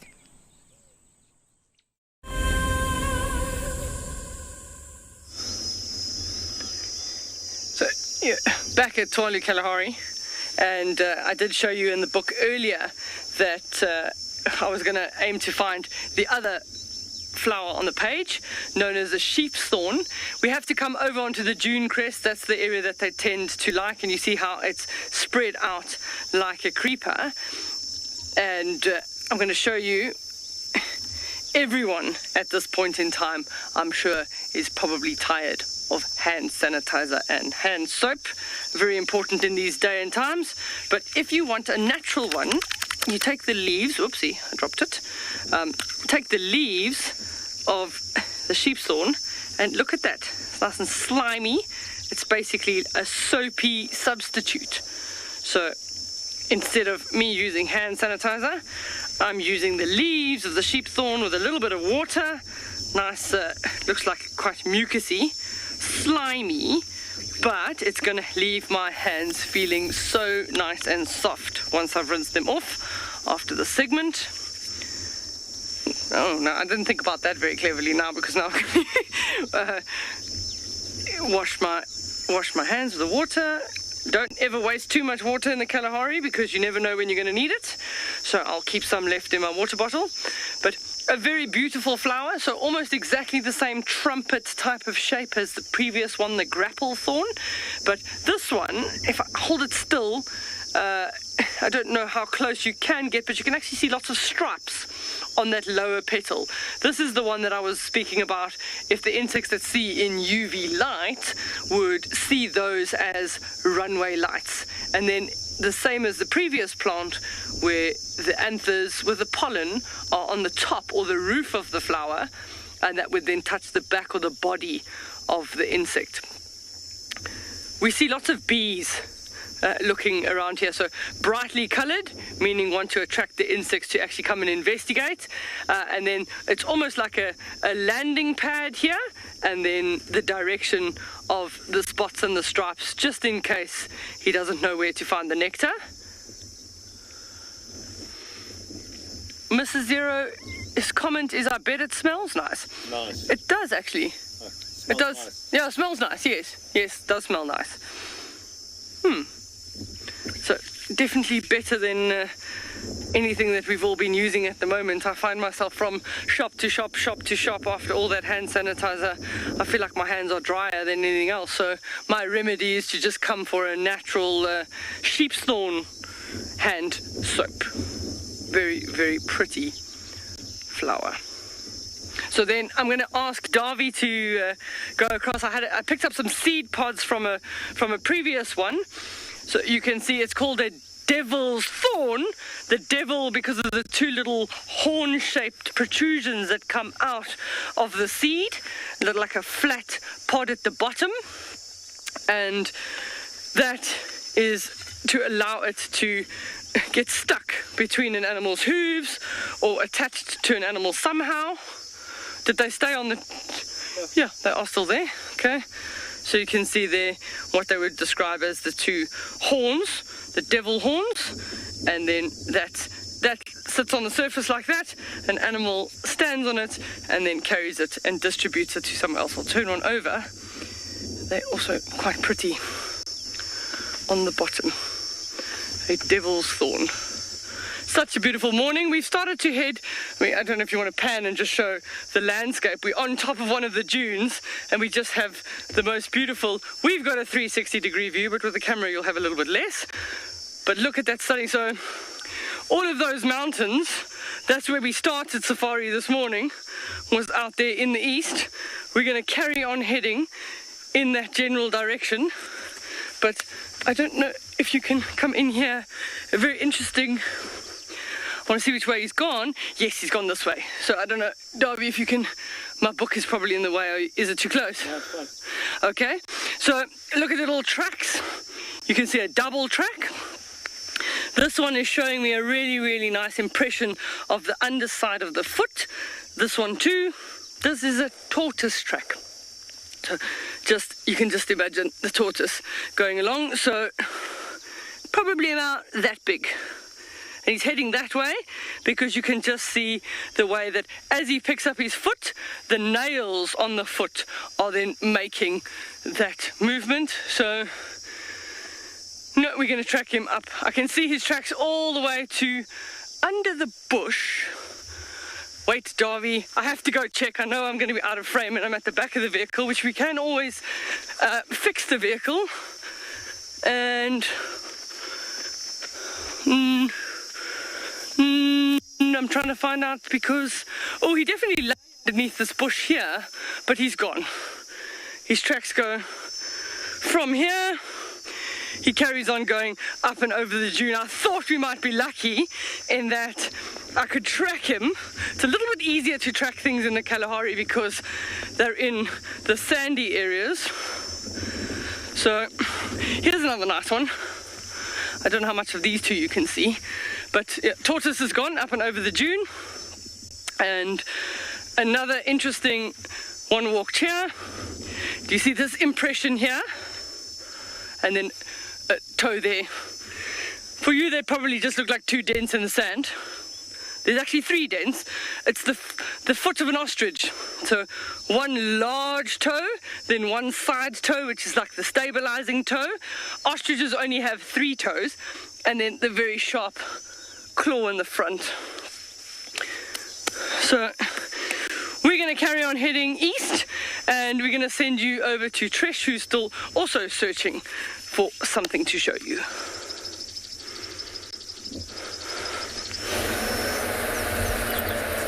It's so awesome to see so many different tracks, and Deirdre is excellent, isn't she? What a broad range of knowledge.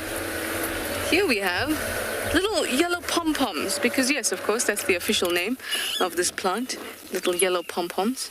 Of course, it's not. It is, in fact, one of the acacias, no longer called acacias, but it's a flaky thorn, or the flowers of a flaky thorn.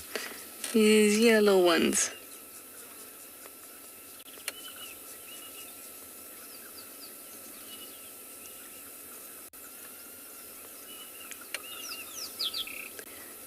It's amongst the combretums and a knobthorn there, but you can see the yellow flowers.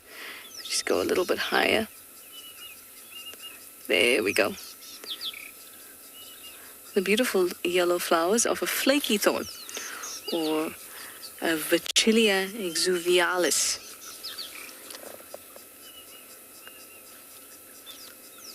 So acacias are no longer called acacias in Africa. They now fall into broad categories of Senegalia and Vaccilia. Senegalia are the acacias that have short, stocky, hooked thorns, and Vaccilia are the acacias that have these long whitish thorns. So we call this now Vitchelia exuvialis. And I call it exuvialis is a really easy, or this is a really easy scientific name to remember, at least for me, and the way in which my weird brain works. It's called the flaky thorn because the base of it, or the branch, let me just roll a little bit forward and see if we can manage to see the actual stem of this plant. I can't actually pick it out. But the stem of this plant is... Oh, okay. Let me just jump out quickly. I might be able to see it. Or at least point it out to you. So that's the one we're looking at here. Follow you down. There we go. So this branch there is... or that trunk is the one that it's coming off. And the outer bits of the outer layers of the bark actually flake off. It's a little difficult to see here, and I can't get much closer. Oh, never mind. This is not an alive strychnos, but a dead one. I move you. There you go. So we get in here and try very hard not to get thorned. I've been impaled by a porcupine quill the other day, so I'm not looking forward to any more impalement. Something just poked my butt. So here, this is the one we're looking at. I'm going to bring you a piece of how it flakes. You have to be so careful. You know, when you're driving around in the bush, sometimes you have people on board that are not used to being out here, and then, they put their hands out and touch all the plants. Nope, you don't want to do that. Okay, have nothing on me. There we go. So, exuvialis, it sheds its bark, or part of its bark, and for me, an easy way to remember it is it exfoliates. So, exuvialis. And it's a very, very thin bit of bark. It almost looks like paper. Sometimes is confused with a paper bark tree. But it's not. It is a flaky thorn. Very, very thin. Very pretty pom-pom-like flowers as well. But now, begone flaky thorn bark. We are going to carry on. Find a patch of shade. I wonder if through that segment you heard the foam nest frogs going quack, quack, quack, quack, quack, quack, quack. They were calling. I'm going to find a patch of shade, and I'm going to send you over to Pinda and those rhinos.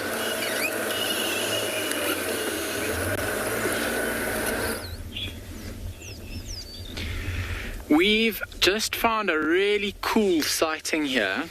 So there's this male wildebeest that we've got that's on his own, and we were about to just carry on past him, and then I noticed an oxpecker on his side. I'm not sure if you can still see it there now. It's hopping around on him, going up and down. And the reason why that's so interesting is a lot of people are under the impression that oxpeckers are purely symbiotic. You can see it sitting on the crest there. And that they only have good effects on animals. So oxpeckers remove ticks, and I mean that is very helpful for a lot of animals, and that's why they tolerate them. But what a lot of people don't know is, so this wildebeest on his right hand shoulder, if he turns around there, I think he just gave it a little scratch with his horn. He's got a gash on his shoulder. So just look for a little bit of blood on the shoulder there as he's walking away. Yeah, there we go, we can see it now. So he's got an open wound there, and when we arrived, the oxpecker that was sitting on him was pecking right on that wound. So oxpeckers are actually after the blood that's inside ticks, and that's why they peck at them. But should an animal also have a sore, like this wildebeest over here, they'll often go and pick at that sore as well to drink the blood from the wildebeest, which is in essence a parasitic relationship.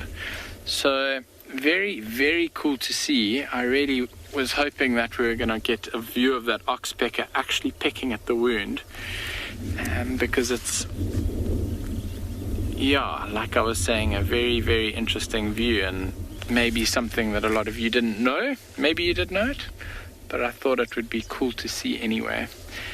The other thing that can happen, and we see it a lot with our giraffe on Punda, is there's a papilloma virus, which is a skin disease that they get, and that's actually transmitted between animals by oxpeckers. So the one giraffe will have an open wound on its side, or we often see them on the necks of the giraffe, and there'll be an oxpecker that'll come down and it'll pick at it and drink the blood, and then it flies off to another giraffe and then picks at it, and it transmits the virus like that, which is really not ideal. The giraffe do seem to cope relatively fine with it, though. They end up getting about a hand-sized scar that doesn't look very pretty on their necks. But apart from that, I don't think that virus has any other negative impacts on their lives, for the most part, for healthy animals. When they are unhealthy and maybe start becoming more, what's the word I'm looking for? If there's a drought, for example, and they're more vulnerable, then those things like those skin diseases start impacting them worse than if there's lots of water and good grazing around. The other interesting thing, no, we can't see it from here. There was some impala that were ratting behind us earlier and chasing each other around, but they've gone off into the distance. So this wildebeest bull has got his territory here. So wildebeest do hold territories, the males, and off in the distance I can see a small herd of them. But he's out here on his own. There's water nearby. There's this beautiful green grazing that we've got in all this grassland here. So apart from his wound that's being picked at by an oxpecker, I think he is in a good place for a wildebeest, having a good time, having the best Tuesday morning. See him grooming a little bit there. So what he's actually doing is he's using, ooh, that's a nice view, the teeth in his mouth, the teeth on the side of his mouth. Now a little scratch behind the horn.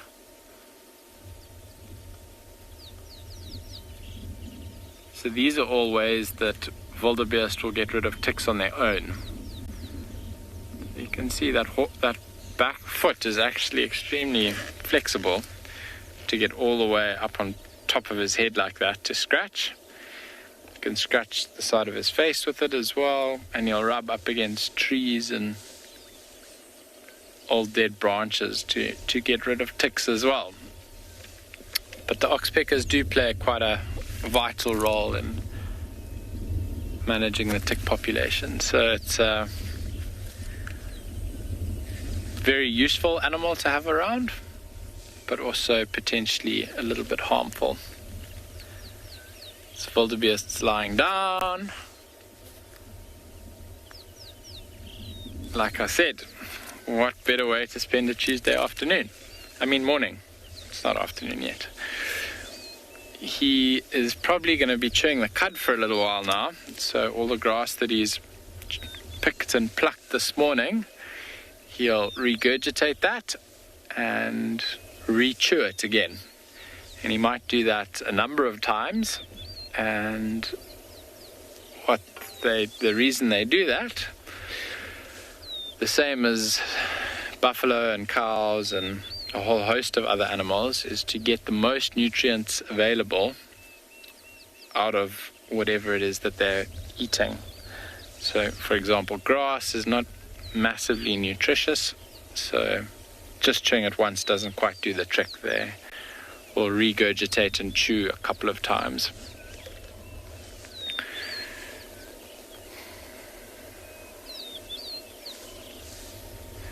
We've seen a lot of animals in these grasslands actually. If we look across on the right, where the grassland borders the thicket, we've got some zebra. They'll also be grazing on this fresh grass here. Just to their right is a kudu who wandered out of her little thicket and now seems to be walking back into it. So kudu spend much more time in thick areas, in thickets and more forested or wooded areas, as they mainly feed on leaves as opposed to grass, like the zebra and the wildebeest will. There's a tiny little zebra in amongst that herd, but they are quite far off. And then if we go even further across to the left, where the thicket ends, there are some more animals. I count a couple zebra, that herd of wildebeest that I mentioned. And when we got here, there were 2 rhino as well. So this area with these grasses are massively productive and massively important for a whole host of animals here at Phinda. Like I mentioned, there are impala behind us as well. I can hear them making a noise again and chasing each other. But these open grassland spaces are massively important for all of our animals, and in particular the animals that graze on grasses.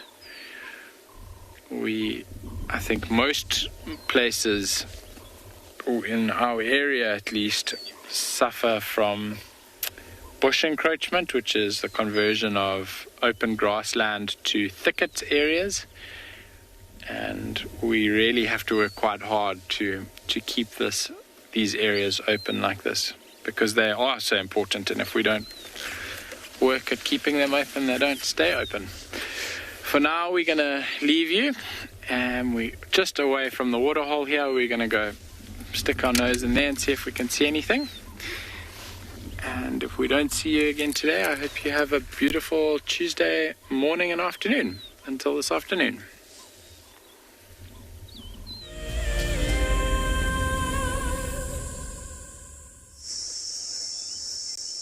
We just stopped for a second to just take this in.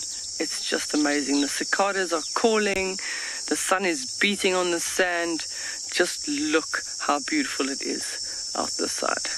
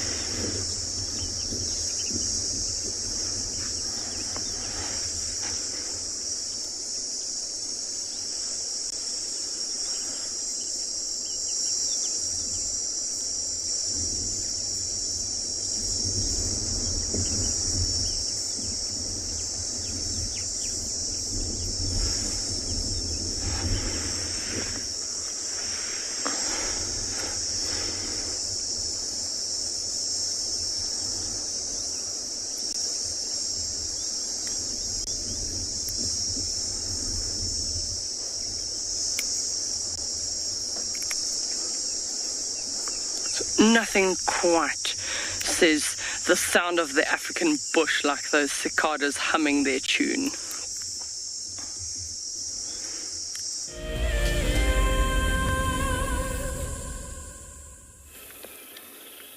Here are some vervet monkeys on their way to our camp to terrorize us for breakfast, most likely.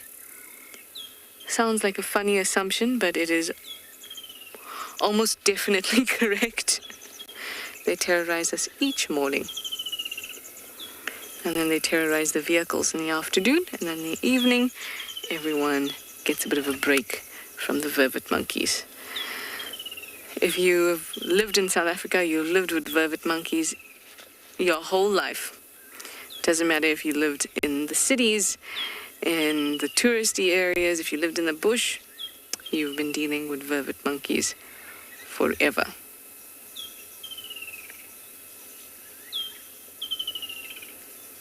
Cute guys, but very mischievous. Oh, what if you got an egg? No!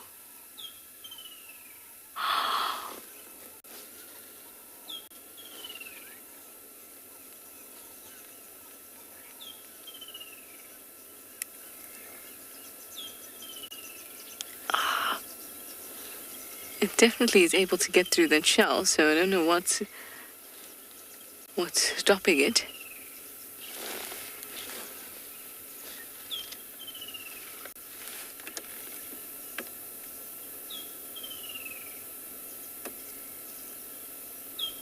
Come on, look this way.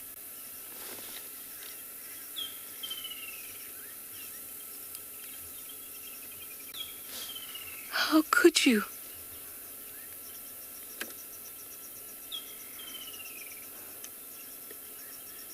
They have a very, very varied diet, and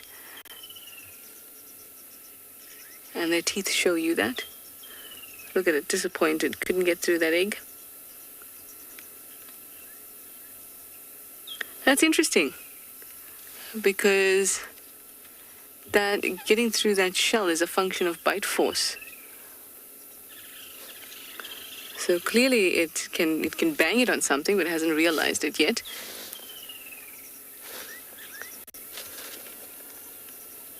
And now it looks very odd. I wonder what it's doing with it now. But that's the product of bite force. That it can't do it unless it realizes it can put it against one of its canines.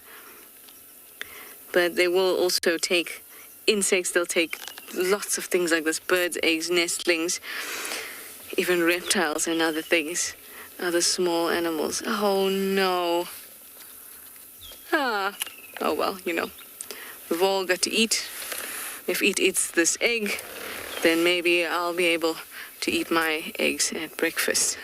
Anyway, guys, it's that time where we have to say goodbye, and we will see you this afternoon. So thank you for your questions and your comments. Have a good one, and I hope that you'll be ready for this afternoon's safari. That will be as exciting as this morning's. Bye for now.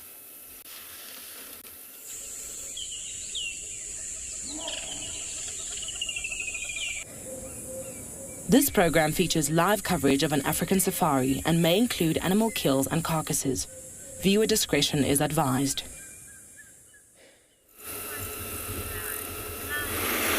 As you can see, there are some clouds that are starting to build to bring welcome relief from the heat that is raining down here this afternoon on Djuma Private Game Reserve, and it should hopefully mean that we're going to see a lot of the animals coming